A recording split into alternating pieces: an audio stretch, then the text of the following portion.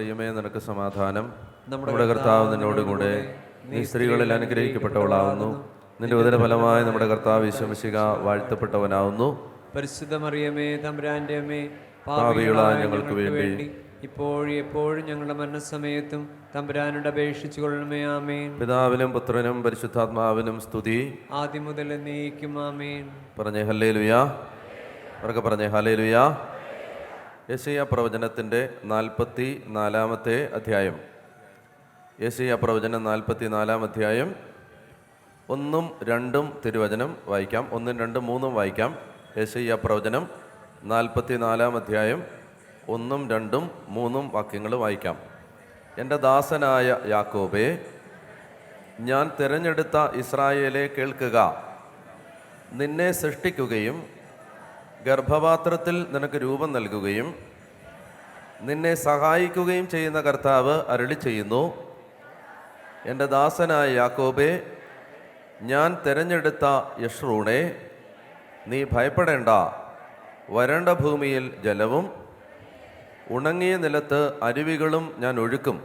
നിന്റെ സന്തതികളുടെ മേൽ എൻ്റെ ആത്മാവും നിന്റെ മക്കളുടെ മേൽ എൻ്റെ അനുഗ്രഹവും ഞാൻ വർഷിക്കും. 2 കാര്യങ്ങളാണ് പറയുന്നത്. ഒന്ന്, നിന്റെ സന്തതികളുടെ മേൽ എൻ്റെ ആത്മാവിനെയും നിന്റെ മക്കളുടെ മേൽ എൻ്റെ അനുഗ്രഹത്തെയും ഞാൻ ചൊരിഞ്ഞു തരും. ഇത് ദൈവത്തിൻ്റെ വാഗ്ദാനമാണ്. അപ്പോൾ ഒരിക്കൽ കൂടി ആ 3-ാമത്തെ വാക്യം ഉറക്കെ വായിക്കാം. വരണ്ട ഭൂമിയിൽ ജലവും ഉണങ്ങിയ നിലത്ത് അരുവികളും ഞാൻ ഒഴുക്കും. നിന്റെ സന്തതികളുടെ മേൽ എൻ്റെ ആത്മാവും നിന്റെ മക്കളുടെ മേൽ എൻ്റെ അനുഗ്രഹവും ഞാൻ വർഷിക്കും. എന്നോട് വായിക്കാമോ? വരണ്ട ഭൂമിയിൽ ജലവും അരുവികളും ഞാൻ ഒഴുക്കും. നിന്റെ സന്തതികളുടെ മേൽ എൻ്റെ ആത്മാവും നിന്റെ മക്കളുടെ മേൽ എൻ്റെ അനുഗ്രഹവും ഞാൻ വർഷിക്കും. പറഞ്ഞേ ഹല്ലേലൂയ. ഇതിലേതാണ് ആദ്യം വേണ്ടത്? ആത്മാവാണോ അനുഗ്രഹമാണോ? നമുക്ക് പരമ്പരാഗതമായി ചിലപ്പോൾ മനസ്സിലുണ്ടാകാൻ സാധ്യതയുള്ളൊരു തെറ്റിദ്ധാരണ ഇങ്ങനെയാണ്. അതായത് അനുഗ്രഹം ലഭിച്ചാൽ എല്ലാമായി എന്ന് ചിന്തിക്കുന്ന ഒരു ധാരണ നമ്മുടെ മനസ്സിലുണ്ടാവാം.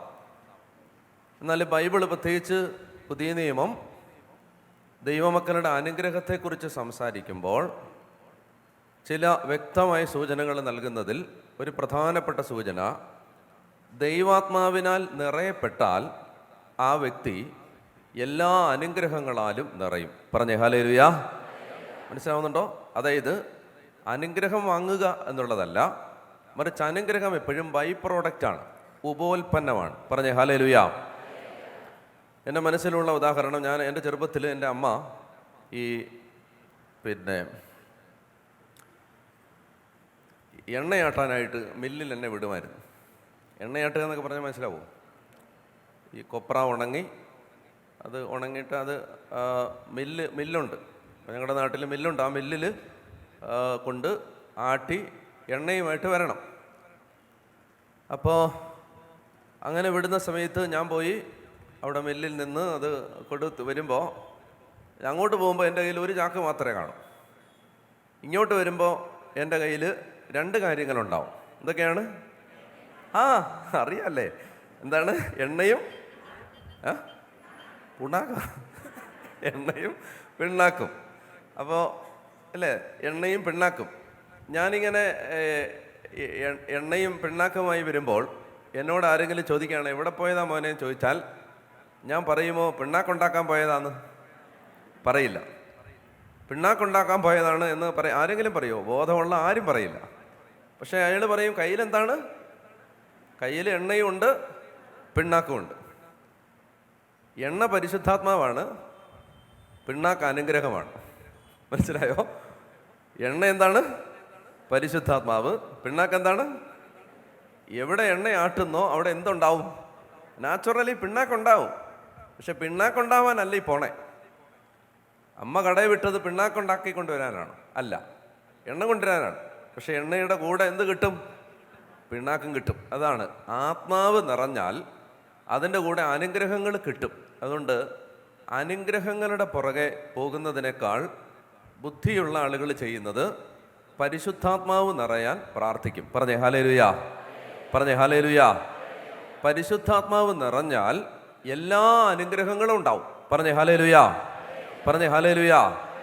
അപ്പം അതുകൊണ്ടാണ് ഇവിടെ പറയുന്നത്, നിന്റെ സന്തതികളുടെ മേൽ എൻ്റെ ആത്മാവും നിന്റെ മക്കളുടെ മേൽ എൻ്റെ അനുഗ്രഹവും ഞാൻ വർഷിക്കും. ജോയൽ പ്രവാചകന്റെ പുസ്തകം 2-ാം അധ്യായം, ജോയൽ പ്രവാചകന്റെ പുസ്തകം 2-ാം അധ്യായം 28-29 അവർക്ക് വായിക്കാം.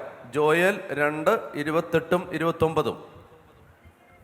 അന്ന് ജോയൽ കണ്ടുപിടിക്കാൻ എങ്ങനെ? നമ്മൾ ഹബക്കൂക്ക് വരെ വന്നായിരുന്നു അല്ലേ? മത്തായിയുടെ പുറകിൽ ആരാ അമ്മച്ചി? മലാക്കിയുടെ പുറകിലോ സക്കറിയ. അങ്ങനെ പുറകോട്ട് മറിച്ചാൽ ആമോസിന്റെ പുറകിൽ കിടപ്പുണ്ട്. ആര് ആണോ? ഹോ, ഇല്ലാത്തൊരു ഗതികേടായിപ്പോയി. ജോയലിൻ്റെ ആമോസിന്റെ പുറകിൽ കിടക്കും. അപ്പോൾ ആമോസിന്റെ പുറകിൽ കിടപ്പുണ്ടെന്ന് അമ്മച്ചി പറഞ്ഞാൽ പിന്നെ അപ്പീലില്ല. ആമോസിന്റെ പുറകിൽ കിടപ്പുണ്ട്. എന്ത് അമ്മച്ചി എന്ന് പറഞ്ഞ വിഷമമെങ്കിൽ അനിയത്തി പറഞ്ഞേ ഹല്ലേലൂയാ. അപ്പോൾ കിട്ടിയോ? ഹലോ, ജോയൽ 2:28-29 വായിക്കാം. അന്ന് ഇങ്ങനെ സംഭവിക്കും, എല്ലാവരുടെയും മേൽ ഞാൻ എൻ്റെ ആത്മാവിനെ വർഷിക്കും. കുറച്ച് പേരുടെ മേലെന്നല്ല, കുറച്ച് പ്രിവിലേജ്ഡ് മൈനോരിറ്റിയുടെ മേൽ എന്നല്ല, മറിച്ച് എല്ലാവരുടെ മേൽ. വാഗ്ദാനമാണ്. അന്ന് ഇങ്ങനെ സംഭവിക്കും, എല്ലാവരുടെ മേലും ഞാൻ എൻ്റെ ആത്മാവിനെ വർഷിക്കും. വായിക്കാം. നിങ്ങളുടെ പുത്രന്മാരും പുത്രിമാരും പ്രവചിക്കും, നിങ്ങളുടെ വൃദ്ധന്മാർ സ്വപ്നങ്ങൾ കാണും, യുവാക്കൾക്ക് ദർശനങ്ങളുണ്ടാകും. ആ നാളുകളിൽ എൻ്റെ ദാസന്മാരുടെയും ദാസിമാരുടെയും മേൽ എൻ്റെ ആത്മാവിനെ ഞാൻ വർഷിക്കും. പറഞ്ഞേ ഹല്ലേലൂയാ. അപ്പോൾ ശ്രദ്ധിച്ച് വായിക്കുക. അന്ന് ഇങ്ങനെ സംഭവിക്കും. എന്നാണെന്ന് ചോദിച്ചാൽ, മിശിഹ വരുമ്പോൾ, പ്രവാചകന്മാർ പ്രവചിക്കുന്നത് യേശു വരുമ്പോൾ, മിശിഹ വരുമ്പോൾ, മെസ്സിയാനിക് ഏജിൽ, മിശിഹ യുഗത്തിൽ, മിശിഹ വരുന്ന കാലഘട്ടത്തിൽ സംഭവിക്കാൻ പോകുന്ന പ്രവചനങ്ങളാണിതെല്ലാം. അപ്പോൾ പറയുകയാണ്, അന്ന് മിശിഹ വന്നു കഴിയുമ്പോൾ ദൈവത്തിൻ്റെ ആത്മാവ് നിറഞ്ഞവനായിരിക്കും മിശിഹ. പറഞ്ഞേ ഹല്ലേലൂയാ, പറഞ്ഞേ ഹല്ലേലൂയാ. ദൈവത്തിൻ്റെ ആത്മാവിനാൽ നിറഞ്ഞവനായിരിക്കും മിശിഹ. അപ്പോൾ ആ മിശിഹ വന്നു കഴിയുമ്പോൾ അന്ന് എല്ലാവരുടെ മേലും ഞാൻ എൻ്റെ ആത്മാവിനെ വർഷിക്കും. വായിക്കാം. അപ്പോൾ പറയുന്നത് എല്ലാവരുടെയും മേലെന്നാണ്. എല്ലാവരുടെയും മേൽ പരിശുദ്ധാത്മാവിനെ. ഇങ്ങോട്ട് നോക്കിയൊന്ന്. പരിശുദ്ധാത്മാവിനെ സ്വീകരിക്കാൻ യോഗ്യതയില്ലാത്ത ആരെങ്കിലും ഇതിനകത്തുണ്ടോ? നിങ്ങൾക്ക് ഉറപ്പില്ല. പരിശുദ്ധാത്മാവിനെ സ്വീകരിക്കാൻ കുറേ അധികം ആളുകളുടെ മനസ്സിലൊരു തെറ്റിദ്ധാരണയുണ്ട്. പരിശുദ്ധാത്മാവ് എന്ന് പറയുന്നത് ദൈവം നമ്മൾ നല്ല സംശുദ്ധമായ കറകളഞ്ഞ പുണ്യപൂർണ്ണതയുള്ളൊരു ജീവിതം നയിക്കുമ്പോൾ നമുക്ക് ദൈവം തരുന്ന ഒരു അവാർഡാണ് പരിശുദ്ധാത്മാവ്. ആണോ? അല്ല. ഈശോ പറഞ്ഞെന്താണ്? വായിക്ക്. യോഹന്നാൻ 15:14. ഈശോ പരിശുദ്ധാത്മാവിനെ വാഗ്ദാനം ചെയ്തത് പുണ്യപൂർണ്ണതയ്ക്ക് തരുന്ന അവാർഡായിട്ടല്ല, പിന്നെന്താണ്? വായിക്ക്. യോഹന്നാൻ 15:14 വായിക്ക്. എന്താണ്?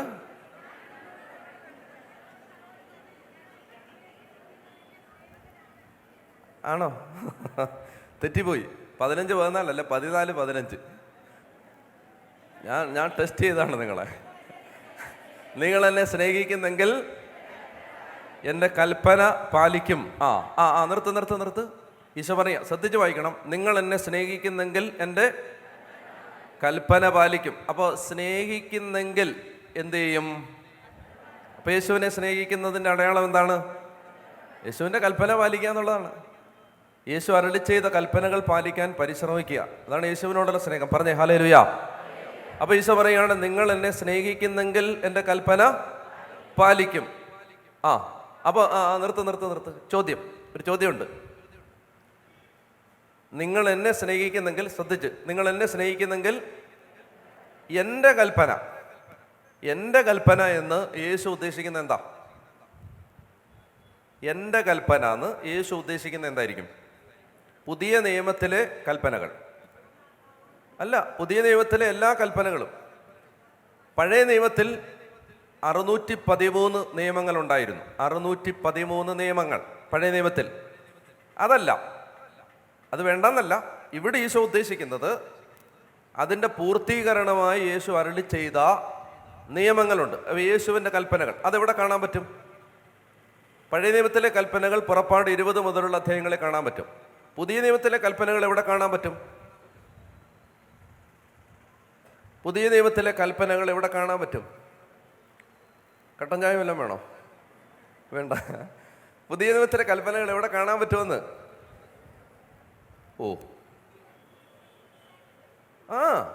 സുവിശേഷത്തിൽ, പിന്നെ അപ്പസ്തോലന്മാരുടെ ലേഖനങ്ങളിൽ പുതിയ നിയമത്തിലെ കൽപ്പനകൾ കാണാൻ പറ്റും. പറഞ്ഞേ ഹല്ലേലൂയ. ഒരു പുതിയ നിയമത്തിലെ കൽപ്പന ഞാൻ എപ്പോഴും പറയുന്നതാണ്. ഞാനും പോൾസൺ ചേട്ടനും ഞങ്ങളുടെ ടീമിലെ കുറച്ച് ആളുകൾ ഒരുമിച്ചിരുന്ന് പ്രാർത്ഥിക്കുമ്പോൾ ഞാൻ ബൈബിൾ തുറന്നപ്പോൾ ഒരു വചനം കിട്ടി. ആ വചനം ഇങ്ങനെയാണ്: 1 തിമോത്തി 5:1. എടുക്കണ്ട. 1 തിമോത്തി 5:1. നിന്നെക്കാൾ പ്രായമുള്ളവനെ ശകാരിക്കരുത്. ആരൊക്കെ ഇരുന്ന് ബൈബിൾ വായിക്കുമ്പോഴാണ്? ഞങ്ങൾ ഒരുമിച്ചിരുന്ന് ബൈബിൾ വായിക്കുമ്പോൾ കർത്താവ് സംസാരിക്കുകയാണ് വചനത്തിലൂടെ. നിന്നെക്കാൾ പ്രായമുള്ളവനെ ശകാരിക്കരുത്. ഞാൻ ബൈബിൾ അടച്ചിട്ട് അപ്പം തന്നെ, ബ്രദറെ എന്നോട് ക്ഷമിക്കണം, ഞാൻ ഈ വചനം ഒത്തിരി തവണ തെറ്റിച്ചിട്ടുണ്ട്. നിന്നെക്കാൾ പ്രായമുള്ള, എന്നിട്ട് പറയുകയാണ് അവനെ സ്നേഹബുദ്ധിയ പിതാവിനെ പോലെ കണ്ട് ഉപദേശിക്കുകയേ ചെയ്യാവൂ. പുതിയ നിയമത്തിലെ ഒരു കൽപ്പനയാണ്. എന്തോരം നമ്മൾ തെറ്റിച്ചിട്ടുണ്ട്. ഞാൻ തിരുവനന്തപുരത്ത് വേറ്റനാടിന് അടുത്തുള്ള ജംഗ്ഷനാണ് വട്ടപ്പാറ. വട്ടപ്പാറ കഴിഞ്ഞ് എനിക്ക് ഒരു പള്ളിയിൽ, എൻ്റെ ഒരു പള്ളി അങ്ങോട്ട് ആ വഴിക്കാണ് പോണേ. അപ്പം ഞാൻ രാവിലെ ധ്യാനകേന്ദ്രത്തിൽ നിന്ന് ആ പള്ളിയിൽ കുർബാന ചെല്ലാൻ വേണ്ടി പോകുമ്പോൾ എൻ്റെ വണ്ടിയിൽ 2-3 പേരൂടെ ഉണ്ട്.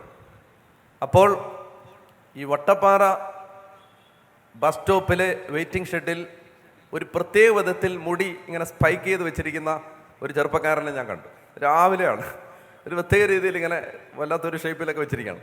അപ്പോൾ ഇത് കണ്ടിട്ട് എനിക്ക് ഒരു കമൻറ്റ് പറയാൻ അടക്കാൻ പറ്റാതെ വന്നിട്ട് ഞാൻ പെട്ടെന്ന് വണ്ടിയിലിരുന്നൊരു കമൻറ്റ് പറഞ്ഞു. മോശമൊന്നുമില്ല, അശ്ലീലമൊന്നുമല്ല, പക്ഷെ ഒരു പരിഹാസം. അപ്പോൾ ഇവർ എന്ത് ചെയ്തു? വണ്ടിയിലിരുന്ന് അവർ ചിരിച്ചു. ഞാൻ പള്ളിയിലോട്ട് ചെല്ലുന്നു, സുവിശേഷം വായിക്കാൻ വേണ്ടി നിൽക്കുന്നു.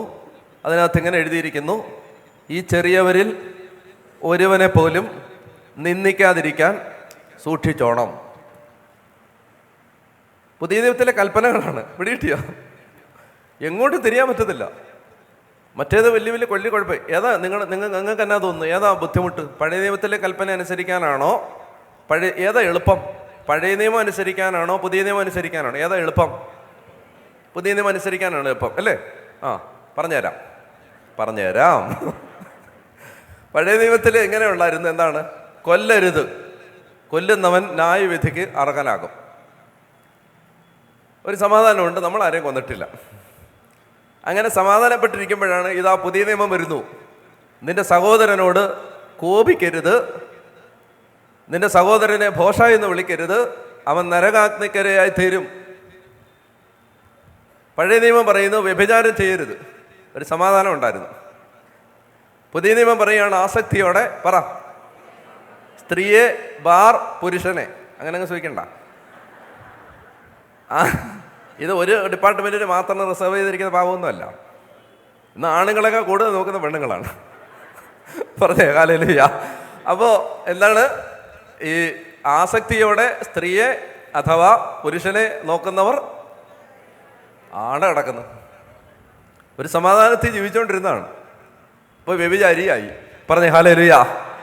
കൊലപാതകിയായി, വ്യഭിചാരിയായി. എന്നിട്ട് പറയുകയാണ് നിന്റെ വാക്കുകൾ അതെ എന്നോ അല്ല എന്നോ ആയിരിക്കട്ടെ. അതിൽ കൂടുതലുള്ളത് ആരിൽ നിന്ന് വരുന്നു? പിശാചിൽ നിന്ന് വരുന്നു. അപ്പൊ ഇനി ഏതാ എളുപ്പം? ഹലോ, പുതിയ നിയമമാണ് എളുപ്പം എന്ന് പറഞ്ഞ അമ്മച്ചി ഏതാ എളുപ്പം? അയ്യോ, പഴയ നിയമമായിരുന്നു എളുപ്പം. പഴയ നിയമമായിരുന്നു സത്യം പറഞ്ഞാൽ എളുപ്പം. വലിയ കുഴപ്പമില്ലാതൊക്കെ മാനമര്യാദയ്ക്ക് നെഞ്ചു നിവൃത്തി നടക്കാമായിരുന്നു. പുതിയ നിയമം വന്നു. എന്ത് ചെയ്തു? നമ്മൾ എല്ലാ അർത്ഥത്തിലും പാപികളാണെന്ന് പുതിയ നിയമം നമ്മളെ ബോധ്യപ്പെടുത്തി. പറഞ്ഞേ ഹല്ലേലൂയ. മനോഹരമായൊരു വചനമുണ്ട് ഗലാത്യ ലേഖനത്തിൽ. ഗലാത്യ ലേഖനം മൂന്നാമധ്യായം ഗലാത്യ ലേഖനം 3-ാം അധ്യായം 22-ാമത്തെ വാക്യം.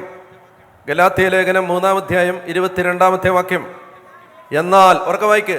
ഗലേഷ്യൻസ് 3:22 ഉറക്കെ വായിച്ചേ. എന്നാൽ യേശുക്രിസ്തുവിലുള്ള വിശ്വാസം വഴി വിശ്വാസികൾ വാഗ്ദാനം പ്രാപിക്കേണ്ടതിന് എല്ലാവരും പാപത്തിന് അധീനരാണെന്ന് വിശുദ്ധ ഗ്രന്ഥം പ്രഖ്യാപിച്ചു. പുതിയ നിയമം എന്താണ് നമ്മളെ ബോധ്യപ്പെടുത്തിയത്? എല്ലാവരും പാപത്തിന് അധീനരാണ്. റോമാലേഖനം 3-ാം അധ്യായം വിശുദ്ധ ഗ്രന്ഥം നമ്മളെ ബോധ്യപ്പെടുത്തി എല്ലാവരും പാപത്തിന് അധീനരാണ്. റോമാലേഖനം 3-ാം അധ്യായം 9 മുതലുള്ള വാക്യങ്ങൾ. അപ്പോഴെന്ത്? യഹൂദരായ നമുക്ക് എന്തെങ്കിലും മേന്മയുണ്ടോ? ഇല്ല, അശേഷമില്ല. യഹൂദരും ഗ്രീക്കുകാരും യഹൂദരും വിജാതീയരും പാപത്തിന് അധീനരാണെന്ന് നമ്മൾ മുമ്പേ കുറ്റപ്പെടുത്തിയല്ലോ. ഇങ്ങനെ എഴുതപ്പെട്ടിരിക്കുന്നു. ഉറക്കെ വായിക്കേ. നീതിമാനായി ആരുമില്ല, ഒരുവൻ പോലുമില്ല. കാര്യം ഗ്രഹിക്കുന്നവനില്ല, ദൈവത്തെ അന്വേഷിക്കുന്നവനില്ല. എല്ലാവരും വഴിതെറ്റിപ്പോയി, എല്ലാവർക്കും ഒന്നടങ്കം തെറ്റുപറ്റിയിരിക്കുന്നു. നന്മ ചെയ്യുന്നവനില്ല. ഇതാണ് പുതിയ നിയമം പഠിപ്പിച്ചത്. മനസ്സിലായോ? മറ്റേത് കൊന്നിട്ടില്ല, വ്യഭിചാരം ചെയ്തിട്ടില്ല, മോഷ്ടിച്ചിട്ടില്ല എന്നൊക്കെ പറഞ്ഞ് സമാധാനിക്കാമായിരുന്നു. എന്നാൽ പുതിയ നിയമം ബോധ്യപ്പെടുത്തി എല്ലാവരും പാപത്തിന് അധീനരാണ്. അപ്പോൾ ചോദ്യം ഒന്നുകൂടെ ചോദിക്കുന്നു. ഏതാണ് ബുദ്ധിമുട്ട്? പഴയ നിയമത്തിൽ മോശ വഴി നൽകപ്പെട്ട കൽപ്പനകൾ അനുസരിക്കാനാണോ? പുതിയ നിയമത്തിൽ യേശുവിലൂടെയും അപ്പസ്തോലന്മാരിലൂടെയും നൽകപ്പെട്ട കൽപ്പനകൾ അനുസരിക്കാനാണോ? ഏതാണ് പ്രയാസം? ഏതാണ് ശ്രമകരം? ഏതാണ് ബുദ്ധിമുട്ട്? പറയൂ. ഞാൻ പോവാ. ഏതാ? പുതിയ നിയമം. അപ്പോൾ പുതിയ നിയമത്തിലെ കൽപ്പനകൾ പഴയ നിയമം തന്നെ പാലിക്കാൻ പാടുവിട്ട് നിൽക്കുകയാണ് ഇവിടെ. അന്നേരമാണ് ഈശോ വന്നിട്ട് പുതിയ നിയമത്തിലെ കൽപ്പനകൾ തന്നിട്ട് എല്ലാം പറഞ്ഞിട്ട് അവസാനം പറയുകയാണ്, ഞാനൊരു കാര്യം പറഞ്ഞേക്കാം, നിങ്ങൾക്ക് എന്നോട് സ്നേഹമുണ്ടെങ്കിൽ ഞാനീ പറഞ്ഞതെല്ലാം നിങ്ങൾ പാലിക്കുമെന്ന്. അപ്പം ഈ സമയത്ത് ഇത് കേട്ട് യേശുവിൻ്റെ പിന്നാലെ വന്ന് നമ്മളെല്ലാം വിഷമിച്ച് നിൽക്കുകയാണ്. കർത്താവേ, പഴയ നിയമത്തിലെ കൽപ്പനകൾ തന്നെ അനുസരിക്കാൻ പാടുപെട്ട് നിൽക്കുന്ന ഒരു ജനതയാണ് ഞങ്ങൾ. അപ്പോഴാണ് നീ വലിയ വലിയ കൽപ്പനകൾ തന്നിട്ട് പറയുകയാണ്, നിന്നെ ഞങ്ങൾ സ്നേഹിക്കുന്നെങ്കിൽ ഞങ്ങൾ നിന്റെ കൽപ്പനകൾ പാലിക്കും. അങ്ങനെ വിഷമിച്ച് നിൽക്കുന്ന ആളോടാണ് യോഹന്നാൻ 14 അടുത്ത വാക്യം പറയുന്നത്.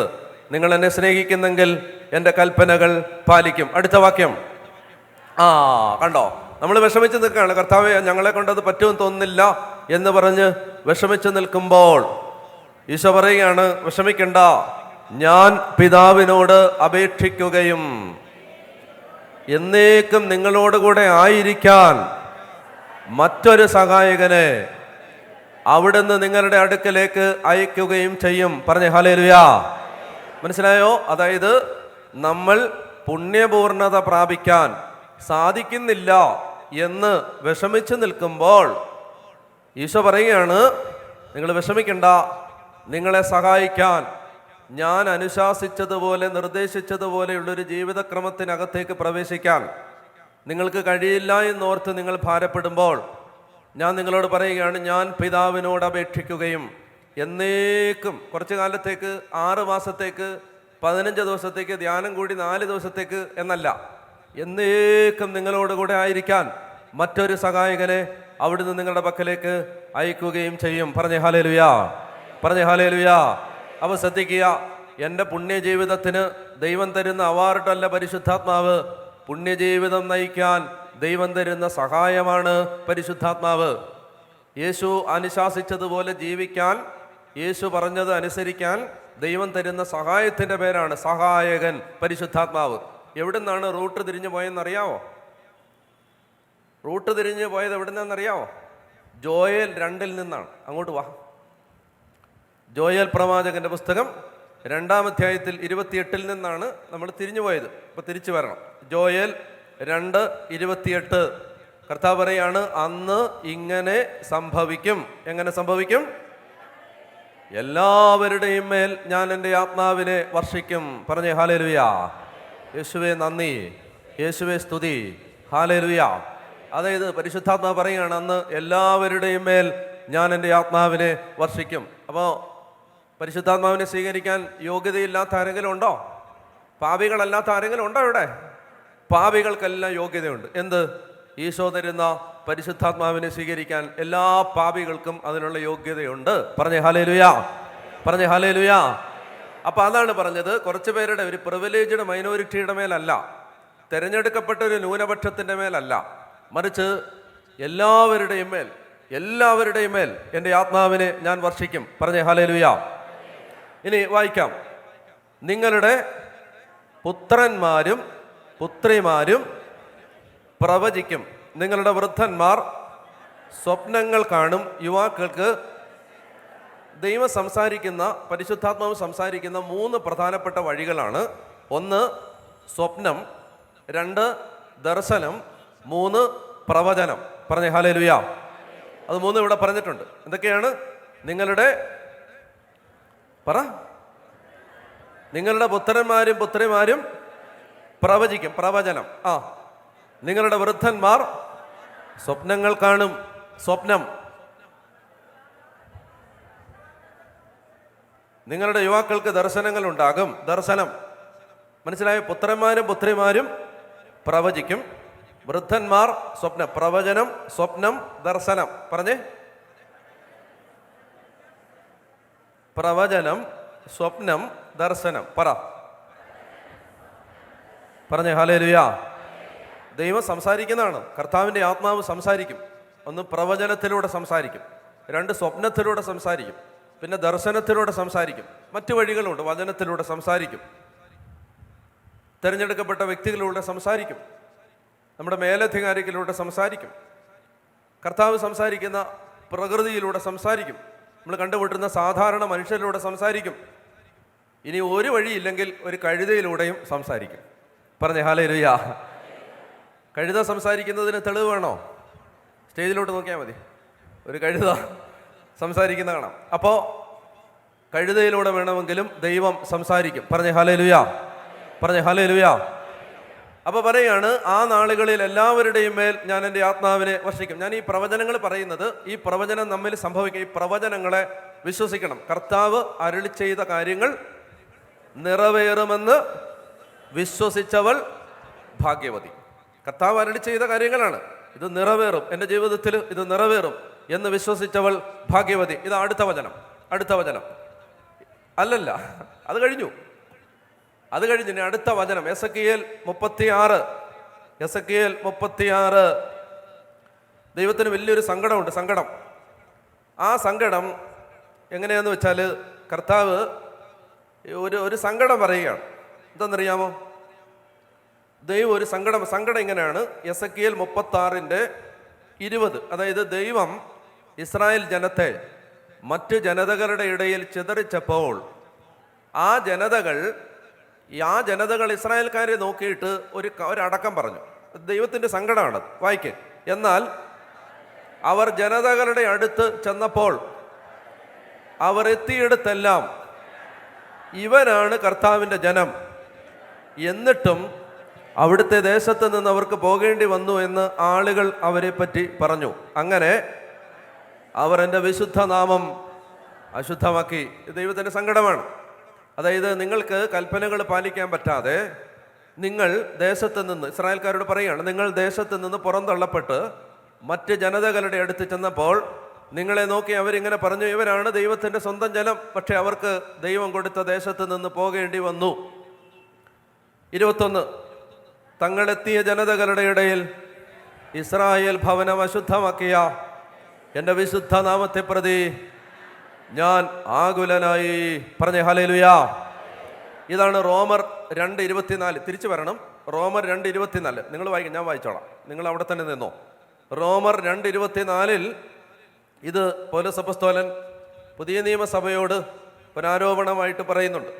റോമാലേഖനം 2:24 നിങ്ങൾ നിമിത്തം ദൈവത്തിൻ്റെ നാമം വിജാതീയരുടെ ഇടയിൽ ദുഷിക്കപ്പെടുന്നു എന്ന് എഴുതിയിരിക്കുന്നല്ലോ. നിങ്ങൾ നിമിത്തം ദൈവത്തിൻ്റെ നാമം മറ്റ് ജനതകളുടെ ഇടയിൽ ദുഷിക്കപ്പെടുന്നുവെന്ന് എഴുതിയിരിക്കുന്നുവല്ലോ. ഇനി എസെക്കിയേലിലുള്ളത് വായിക്കുക, 36:22 വായിക്കാം. ഇസ്രായേൽ ഭവനത്തോട് പറയുക, ദൈവമായ കർത്താവ് അരുളി ചെയ്യുന്നു, ഇസ്രായേൽ ഭവനമേ, നിങ്ങളെ പ്രതിയല്ല, നിങ്ങൾ എത്തിച്ചേർന്ന ജനതകളുടെ ഇടയിൽ നിങ്ങൾ അശുദ്ധമാക്കിയ എൻ്റെ വിശുദ്ധ നാമത്തെ പ്രതിയാണ് ഞാൻ പ്രവർത്തിക്കാൻ പോകുന്നത്. നിങ്ങൾ ശ്രദ്ധിക്കാൻ തയ്യാറാണെങ്കിൽ ഞാൻ നിങ്ങളോടൊരു ദൂത് പറയാം. അതായത് ദൈവം പ്രവർത്തിക്കാൻ പോകുന്നത് നമ്മളെ നോക്കിയിട്ടല്ല. ദൈവം പ്രവർത്തിക്കും. ഓരോ കാലഘട്ടത്തിലും ദൈവം പ്രവർത്തിക്കുന്നത് നമ്മളെ നോക്കിയിട്ടല്ല, നിങ്ങളെ പ്രതിയല്ല, നമ്മളെ നോക്കിയിട്ടല്ല. ദുഷിക്കപ്പെട്ട ദൈവത്തിൻ്റെ നാമത്തിൻ്റെ കളങ്കം മാറ്റാൻ ദൈവം ഓരോ കാലഘട്ടങ്ങളിലും ദൈവപ്രവൃത്തികൾ ചെയ്യും. പറഞ്ഞേ ഹല്ലേലൂയാ. നമ്മളെ പ്രതിയല്ല, അത് പറയുന്നത് നമ്മളെ പ്രതിയല്ല, നമ്മളെ നോക്കിയിട്ടല്ല, നമുക്കുണ്ടായ അപമാനം മാറാനല്ല ഇവിടെ, മറിച്ച് ദൈവം പറയുകയാണ്, നിങ്ങൾ എൻ്റെ നാമം ജനതകളുടെ ഇടയിൽ മലിനമാക്കി. അതുകൊണ്ട് ഓരോ കാലഘട്ടത്തിലും മലിനമാക്കപ്പെട്ട എൻ്റെ നാമത്തിന് ചാർത്തപ്പെട്ട കളങ്കം നീക്കം ചെയ്യാൻ സത്യദൈവത്തിൻ്റെ, ജീവിക്കുന്ന ദൈവത്തിൻ്റെ അത്ഭുതകരമായ പ്രവൃത്തികൾ ദൈവം ഈ ലോകത്ത് ചെയ്യും. അത് ദൈവനാമത്തിൻ്റെ കളങ്കം മാറാനാണ്. പറഞ്ഞേ ഹല്ലേലൂയാ. അതാ ഇവിടെ പറയുന്നത്. ദൈവമായ കർത്താവ് അരുളി ചെയ്യുന്നു, ഇസ്രായേൽ ഭവനമേ, നിങ്ങളെ പ്രതിയല്ല, നിങ്ങൾ എത്തിച്ചേർന്ന ജനതകളുടെ ഇടയിൽ നിങ്ങൾ അശുദ്ധമാക്കിയ എൻ്റെ വിശുദ്ധ നാമത്തെ പ്രതിയാണ് ഞാൻ പ്രവർത്തിക്കാൻ പോകുന്നത്. ജനതകളുടെ ഇടയിൽ നിങ്ങൾ അശുദ്ധമാക്കിയ എൻ്റെ ശ്രേഷ്ഠനാമത്തിൻ്റെ പരിശുദ്ധി ഞാൻ തെളിയിക്കും. എങ്ങനെയാണ് തെളിയിക്കാൻ പോണേന്നറിയാമോ? അത് ദൈവം പറയുകയാണ്, എൻ്റെ നാമം കളങ്കപ്പെട്ടു, എൻ്റെ നാമത്തെ വിജാതീയര് വിലയില്ലാത്തതായിട്ട് കാണാനിടയായി. ആര് കാരണം? ഞാനും നിങ്ങളും കാരണം. നമ്മുടെ ജീവിതം കാരണം ദൈവത്തിൻ്റെ നാമം സമൂഹമധ്യത്തിൽ ദുഷിക്കപ്പെടാനിടയായി. ദൈവത്തെ മനുഷ്യർ പുച്ഛിക്കാനിടയായി. എൻ്റെയും നിങ്ങളുടെയും ജീവിതം കാരണം. ദൈവം പറയുകയാണ്, ഞാൻ അതുകൊണ്ട് എന്ത് ചെയ്യും? മലിനമാക്കപ്പെട്ട, കളങ്കമാക്കപ്പെട്ട എൻ്റെ പരിശുദ്ധ നാമത്തെ പ്രതി ഞാൻ പ്രവർത്തിക്കാൻ പോവാണ്. എന്താ പ്രവർത്തിക്കാൻ പോകണമെന്നറിയാമോ? വാഗ്ദാനമാണ്. ഞാൻ പ്രവർത്തിക്കാൻ പോകുന്നത് എങ്ങനെയാണെന്നറിയാമോ? ജനതകളുടെ ഇടയിൽ നിങ്ങൾ അശുദ്ധമാക്കിയ എൻ്റെ ശ്രേഷ്ഠനാമത്തിൻ്റെ പരിശുദ്ധി ഞാൻ തെളിയിക്കും. തങ്ങളുടെ കൺമുമ്പിൽ വെച്ച്, അതാണ് നമുക്ക് ആശ്വാസം. ഞങ്ങളുടെ കൺമുമ്പിൽ വെച്ച് നിങ്ങളിലൂടെ, പറഞ്ഞേ ഹല്ലേലൂയാ. ഇതൊക്കെയാണ് ദൈവത്തിൻ്റെ നിലനിൽക്കുന്ന വാഗ്ദാനങ്ങൾ. നമ്മളാണ് ദൈവത്തിൻ്റെ നാമം അശുദ്ധമാക്കിയത്. ആ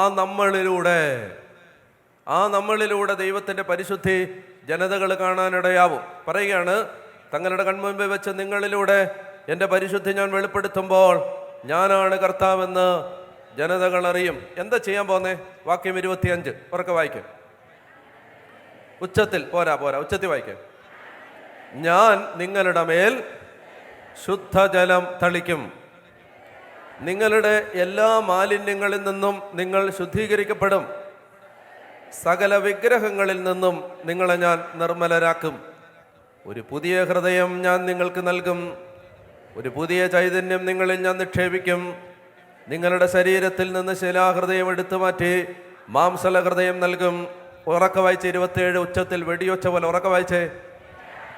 എൻ്റെ ആത്മാവിനെ ഞാൻ നിങ്ങളിൽ നിവേശിപ്പിക്കും, നിങ്ങളെ എൻ്റെ കൽപ്പനകൾ കാക്കുന്നവരും നിയമങ്ങൾ പാലിക്കുന്നതിൽ ശ്രദ്ധയുള്ളവരുമാക്കും. എങ്ങനെ? പറഞ്ഞേ ഹല്ലേലൂയാ. എങ്ങനെയാണ്? ഞാൻ നിങ്ങളുടെ മേൽ എൻ്റെ ആത്മാവിനെ നിവേശിപ്പിക്കും.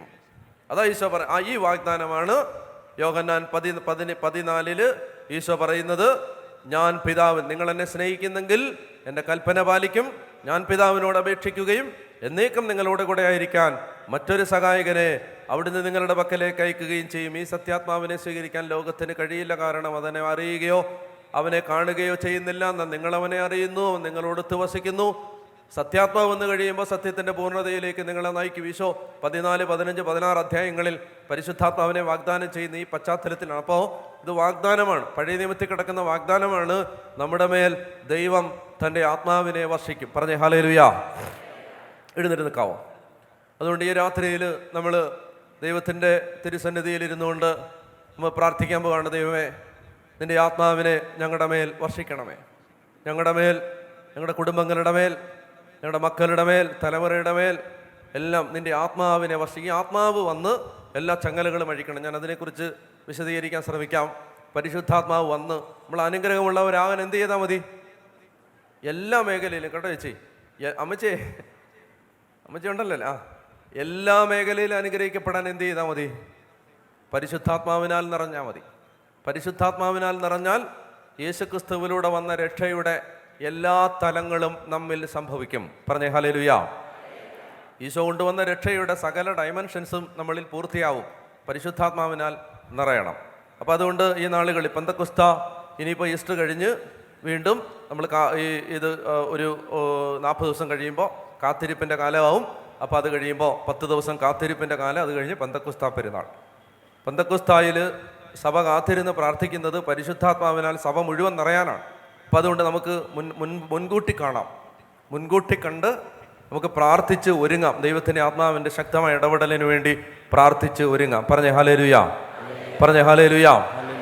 ദൈവം ഇടപെടും. ഞാൻ കഴിഞ്ഞ കൺവെൻഷൻ നടത്തിയിട്ട്, പത്തനംതിട്ട കൺവെൻഷന് കർത്താവിൻ്റെ കൃപയിൽ ഞാനിവിടെ വന്നിട്ട് തിരിച്ചു പോയിട്ട് ഞാൻ ജൂൺ മാസം, ഡേറ്റ് ഞാൻ ഓർക്കുന്നുണ്ട് കൃത്യമായിട്ട്, അതിന് വേറൊരു കാരണമുണ്ട്, കാരണം പറയുന്നില്ല. ജൂൺ മാസം 20-ാം തീയതി ഞാൻ പത്തനംതിട്ടയിൽ ഒരു ആവശ്യത്തിന് വന്നു. ജൂൺ 20-ന് പത്തനംതിട്ടയിൽ ഒരു കൺവെൻഷൻ എല്ലാം കഴിഞ്ഞ് 2-3 മാസം കഴിഞ്ഞല്ലേ ഇത്, അല്ലേ? അപ്പോൾ ജൂൺ 20-ന് ഞാൻ വന്നു. കട ഞാൻ പറയുന്നില്ല, കട പറഞ്ഞാൽ നിങ്ങൾ ഐഡൻറ്റിഫൈ ചെയ്യും. ഒരു കടയിൽ ഞാനൊരു ആവശ്യത്തിന് വന്നതാണ്. വന്ന ഉടനെ ആ കടയിലുള്ള സഹോദരി പിന്നെ ഒരു അത്ഭുതപ്പെട്ട് എൻ്റെ അടുത്ത് പറഞ്ഞു, അച്ഛാ, അയ്യോ, ഞാൻ അവിടെ മൗണ്ട് കാർമേലിൽ വരാനിരിക്കുകയായിരുന്നു, എൻ്റെ അച്ഛാ, എനിക്കൊരു നേർച്ചയുണ്ട്, ഞാനത് നിറവേറ്റാൻ വരാനിരിക്കുകയായിരുന്നു എന്ന് പറഞ്ഞ് എൻ്റെ അടുത്ത് പറഞ്ഞു. അപ്പോൾ ഞാൻ എന്നാ കാര്യം ചോദിച്ചപ്പോൾ എൻ്റെ അടുത്ത് പറഞ്ഞ്, എൻ്റെ അച്ഛൻ എൻ്റെ കാല് ഇപ്പോൾ കാണിച്ചു തരാമെന്ന് പറഞ്ഞിട്ട് ഇങ്ങനെ സാരി പൊക്കിയിട്ട് മുട്ടിന് താഴെ കാല് എന്നെ കാണിച്ച്. ഞാൻ കാലെന്തിനാണ് എന്നെ കാണിക്കുന്നത്? അപ്പോൾ ഈ ചേച്ചി എന്നോട് പറയണം, എൻ്റെ അച്ഛാ, എൻ്റെ കാല് മുഴുവൻ വെരിക്കോസിസ് വെയിൻ കാരണം കറുത്ത് പടച്ചിരിക്കുകയായിരുന്നു. പത്തനംതിട്ട കൺവെൻഷന് ഞാൻ വന്ന് വചനം കേട്ട് ആരാധിച്ച് മടങ്ങിപ്പോയി. എൻ്റെ കാലിൽ ഒരൊറ്റ വെരിക്കോസിസ് വെയിൻ പോലും ഇല്ലാതെ ഞാൻ നോക്കുമ്പോൾ ഉണ്ടല്ലോ, നല്ല വെളുവെള്ളാന്നിരിക്കുന്ന കാല്. ഞാൻ കണ്ടാണ് കേട്ടോ, വെളുവെള്ളാന്നിരിക്കുന്നത്. അതായത് എനിക്കറിയാം വെരിക്കോസിസ് വെയിൻ എന്താന്ന്. അപ്പോൾ അത് കംപ്ലീറ്റ് ആയിട്ട് കർത്താവ് വെരിക്കോസിസ് വെയിൻ സുഖപ്പെടട്ടെ എന്ന് പറഞ്ഞ് ഇവിടെ പ്രാർത്ഥിച്ചോ ആരെങ്കിലും? ഇല്ലല്ലോ. ഇതെല്ലാം കൺവെൻഷൻ സംഭവിക്കുന്നുണ്ട്, നമ്മൾ പറയുന്നില്ലെന്നേ ഉള്ളൂ. അപ്പോൾ ഇത് ദൈവത്തിൻ്റെ ആത്മാവിൻ്റെ, ഇങ്ങനെ നമ്മൾ കർത്താവിൻ്റെ വചനം കേട്ടുകൊണ്ടിരിക്കുമ്പോൾ തുടക്കത്തിൽ തന്നെ ദൈവത്തിൻ്റെ ആത്മാവ് സുഖപ്പെടുത്തിക്കൊണ്ടിരിക്കുകയാണ്. പറഞ്ഞേ ഹല്ലേലൂയ, പറഞ്ഞേ ഹല്ലേലൂയ. അതിശക്തമായ ദൈവത്തിൻ്റെ ഇടപെടലുണ്ടാവും. അത് നിൽക്കാൻ ബുദ്ധിമുട്ടുണ്ടേ ഇരുന്നോണേ. 1-2 കാര്യങ്ങൾ പെട്ടെന്ന് പറയാം. അതായത് നമുക്ക് വചനം വെറുതെ, നിങ്ങൾ ചിന്തിക്കരുത് ഇത് കുറച്ചിങ്ങനെ വചനമൊക്കെ ഇങ്ങനെ പറയുന്നു, വായിക്കുന്നു, പോകുന്നു, അങ്ങനെയല്ല. ദൈവപ്രവൃത്തികൾ നടന്നുകൊണ്ടിരിക്കുകയാണ്. ഞാൻ എല്ലാ ഞായറാഴ്ചയും രാത്രി 9 മണിക്ക് ഓൺലൈനിൽ യൂത്തിന് വേണ്ടി ഒരു ശുശ്രൂഷ നടത്താറുണ്ട്. ജീസസ് എൻകൗണ്ടർ എന്നാണ് അതിൻ്റെ പേര്. ഇന്നലെ രാത്രിയിലും ഉണ്ടായിരുന്നു. അപ്പോൾ ഈ ജീസസ് എൻകൗണ്ടർ യൂത്തിന് വേണ്ടിയുള്ള ശുശ്രൂഷ, ഈ ശുശ്രൂഷയിൽ അത് തുടങ്ങിയ സമയത്താണ് ഒരു ചെറുപ്പക്കാരൻ അവൻ സാക്ഷ്യപ്പെടുത്തുകയാണ്, അച്ഛാ, ഞാൻ ഈ ജീസസ് എൻകൗണ്ടറിൽ ജോയിൻ ചെയ്ത്, ജീസസ് എൻകൗണ്ടറിൽ എന്താ പറയുന്നറിയോ, ഈശോയെ ആഴത്തിൽ അനുഭവിക്കാൻ വേണ്ടി 1-2 കാര്യം, ഞാനൊരു 5-6 മിനിറ്റ് സംസാരിക്കും. പിന്നെ കുട്ടികൾ അവരുടെ ജീവിതത്തിൽ ഈശോ ഇടപെട്ടതും അവർ ഈശോയെ പങ്കുവെച്ചതുമായ കാര്യങ്ങൾ ഷെയർ ചെയ്യും. അവസാനം ഞാനൊരു 2 മിനിറ്റ് പ്രാർത്ഥിക്കും. ഇതാണ് 1 മണിക്കൂർ സർവീസ്. അപ്പോൾ അതുകൊണ്ട് അല്ലാതെ വേറെ രോഗശാന്തി ശുശ്രൂഷയോ മനസാന്തര ശുശ്രൂഷയോ ഒന്നുമില്ല. ഇങ്ങനെ ജസ്റ്റ് സംസാരിക്കും, പ്രാർത്ഥിക്കും, ആളുകൾ സാക്ഷിയൊക്കെ പറയും, അങ്ങനെയാണ്. ഇവൻ കപ്പലിൽ ജോലിയാണ്, ഷിപ്പിലാണ്. അപ്പോൾ ഇവൻ എന്ത് ചെയ്യുന്നുണ്ട്, ഷിപ്പിലായതുകൊണ്ട് അവന് സിഗരറ്റ് കിട്ടാത്തത് കൊണ്ട് കെട്ടുകണക്കിന് സിഗരറ്റ്, അവൻ കരയ്ക്ക് ഇറങ്ങുമ്പോൾ കെട്ടുകണക്കിന് സിഗരറ്റ് വാങ്ങി വെച്ചിട്ടുണ്ട്. അത്രയും പുകവലിയുടെ അഡിക്റ്റാണ്. എന്ത് ചെയ്തു, നമ്മൾ ഈ ഓൺലൈനിൽ സൂമിലാണ്, നേരിട്ട് പോലല്ല കേട്ടോ, സൂമിൽ ഈ ശുശ്രൂഷയിൽ 2-3 മിനിറ്റ് ഒരു വചനം പറഞ്ഞ് ഒരു 5-6 മിനിറ്റ് ഒന്ന് സംസാരിച്ചിട്ടുണ്ടാവും. സംസാരിച്ചു, അത് കഴിഞ്ഞ് കുട്ടികൾ സാക്ഷ്യം പറഞ്ഞു, പിന്നെ അവസാനം 1 മിനിറ്റ് പ്രാർത്ഥിച്ചു.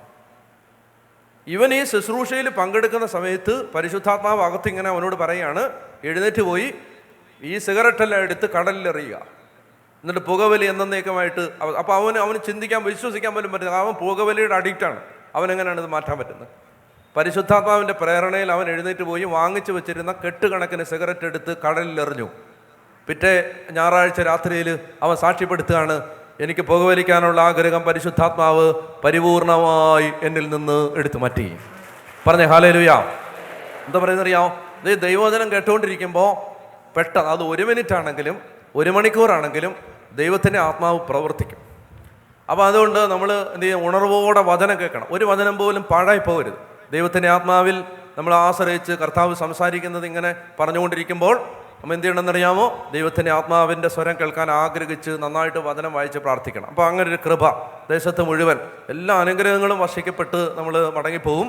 കർത്താവ് നമ്മളിൽ പ്രവർത്തിക്കും. കരങ്ങൾ ഉയർത്താം, കണ്ണടയ്ക്കാം. കരങ്ങൾ ഉയർത്തുന്നത് ആരാധനയാണ്. നന്നായിട്ട് കൈമുട്ടുകളൊക്കെ നിവൃത്തി പറ്റുന്നിടത്തോളം അവരവരുടെ ആരോഗ്യം അനുസരിച്ച് നന്നായിട്ട് കരങ്ങൾ ഉയർത്തി ഒരു 10-20 പേര് നിങ്ങളുടെ സ്വരം കേൾക്കട്ടെ. ഉച്ചത്തിൽ സ്തുതിക്കാവോ? ഹല്ലേലൂയ, മഹത്വം മഹത്വം മഹത്വം ആരാധന. ദൈവമേ മഹത്വം ആരാധന സ്തുതിക്കുന്നു.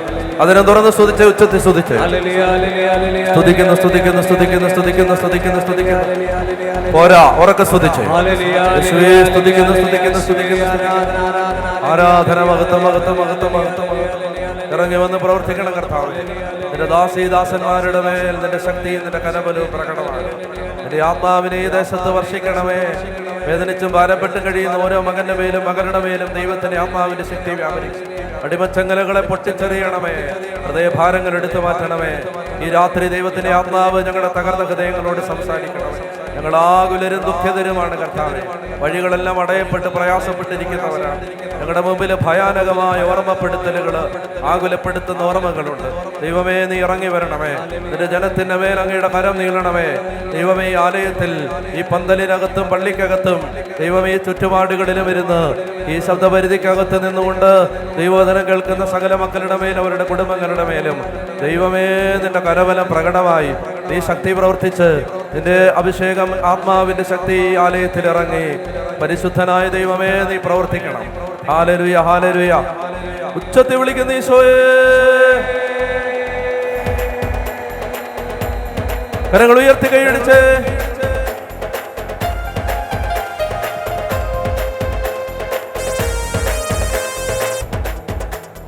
കരങ്ങളടിച്ച് കർത്താവിന് നന്ദി പറഞ്ഞ് ഇരിക്കാം. ഇരിക്കാവോ? പറഞ്ഞേ ഹല്ലേലൂയ. ദാഹിച്ചും ആഗ്രഹിച്ചും പരിശുദ്ധാത്മാവിന് വേണ്ടി പ്രാർത്ഥിക്കണം. ദൈവത്തിൻ്റെ ആത്മാവിന് വേണ്ടി ആഗ്രഹിച്ച് പ്രാർത്ഥിക്കണം. ആത്മാവിലുള്ള ഒരു പ്രേരണ ഞാൻ നിങ്ങളോട് പറയുകയാണ്. അതുകൊണ്ട് പ്രാർത്ഥിച്ചോ, ദൈവം വേഗം പരിശുദ്ധാത്മാവിനാൽ നിറയ്ക്കും. അപ്പോൾ അത് ആഗ്രഹിച്ച് പ്രാർത്ഥിക്കുക. പറഞ്ഞേ ഹല്ലേലൂയ. ന്യായാധിപന്മാർ 15-ാം അധ്യായം. ന്യായാധിപന്മാർ 15-ാം അധ്യായം 14-ാമത്തെ വാക്യം. വായിച്ചോ. അവൻ ലേഹിയിലെത്തിയപ്പോൾ ഫിലിസ്ത്യർ ആർപ്പ് വിളികളോടെ അവനെ കാണാനെത്തി. ഒന്നുകൂടെ വായിച്ച്. അവൻ ലേഹിയിലെത്തിയപ്പോൾ ഫിലിസ്ത്യർ ആർപ്പ് വിളികളോടെ അവനെ കാണാനെത്തി. കർത്താവിൻ്റെ ആത്മാവ് ശക്തിയോടെ അവൻ്റെ മേൽ വന്നു. ഒന്നുകൂടെ വായിച്ച്.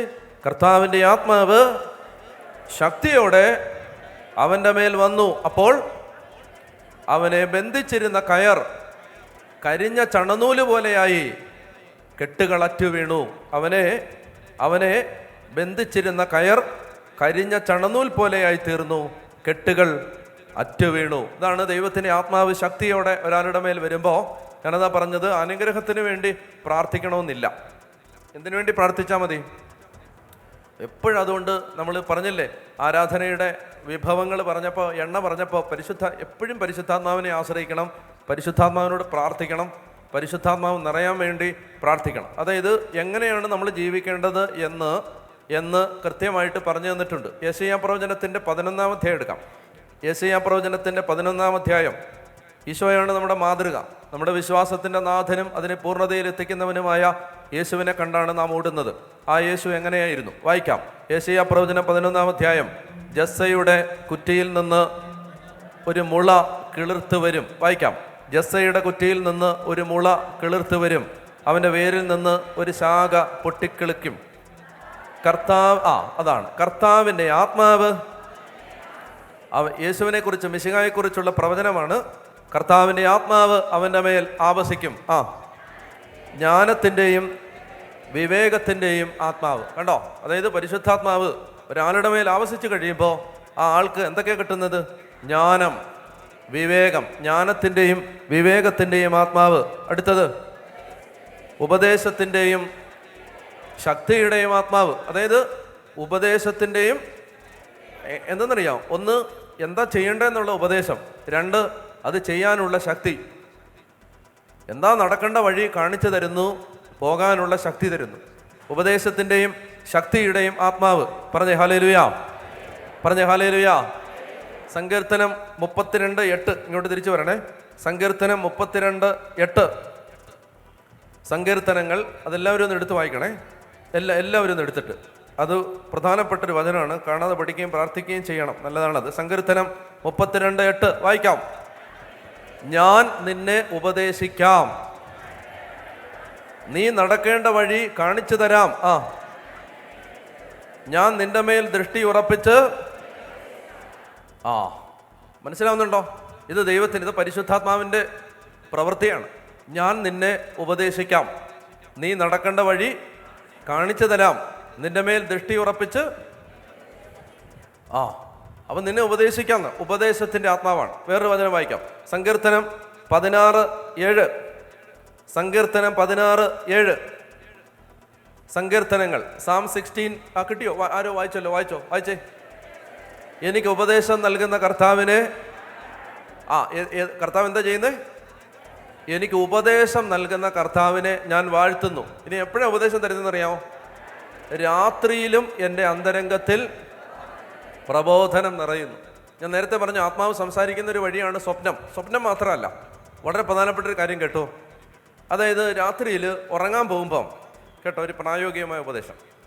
ഉറങ്ങാൻ പോകുമ്പം സാധാരണഗതിയിൽ ചേച്ചിമാരൊക്കെ ജോലിയൊക്കെ കഴിഞ്ഞ് എല്ലാം ഒതുക്കി ദേഹമൊക്കെ വൃത്തിയാക്കി അങ്ങനെയൊക്കെ ആയിരിക്കും ചിലപ്പോൾ ഉറങ്ങാൻ പോകുന്നത്.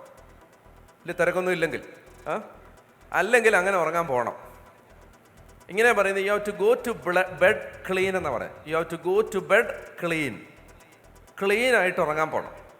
അപ്പോൾ ഞങ്ങളെപ്പോലെയുള്ളവരെ വിട്ടേര്, മടുത്ത് നനഹിച്ച് എങ്ങനെ എവിടെ വഴിയിലെങ്കിലും കടന്നാൽ മതി എന്ന് പറഞ്ഞ് പോകുന്ന ആളുകളെ വിട്ടേക്കുക. അല്ലാതെ വീട്ടിലൊക്കെ നിൽക്കുന്നവർ എല്ലാ ദിവസവും വീട്ടിൽ ഭക്ഷണമൊക്കെ കഴിച്ച് പ്രാർത്ഥിച്ച് സമയമൊക്കെ ഉണ്ട് എല്ലാം ജോലിയൊക്കെ തീർത്ത് വൃത്തിയായിട്ട് കിടന്നുറങ്ങണം. പറഞ്ഞേ ഹല്ലേലൂയ. വൃത്തിയായിട്ട് കിടന്നുറങ്ങണമെന്ന് പറയുന്നതിന് ശാരീരികമായൊരു കാരണമുണ്ട്, ആത്മീയമായൊരു കാരണമുണ്ട്. ശാരീരികമായൊരു കാരണമെന്ന് പറഞ്ഞാൽ അത് നമുക്ക് ആരോഗ്യം തരും, നല്ല ഉറക്കം തരും. നല്ല നീറ്റായിട്ട് കിടന്നാൽ നല്ല ഉറക്കമൊക്കെ കിട്ടും. മാത്രമല്ല അത് ഒരാളുടെ ഹൈജീനിക്കിൻ്റെ ഭാഗമാണ്. അത് കൂടാതെ വേറൊരു പ്രശ്നമുണ്ട്. കർത്താവ് രാത്രിയിലെങ്ങാനും വന്നാൽ കുളിക്കാതെ നനയ്ക്കാതെ അവൻ്റെ മുമ്പിൽ പോയി നിൽക്കേണ്ട ഒരു ഗതികേട് വരുത്തില്ല.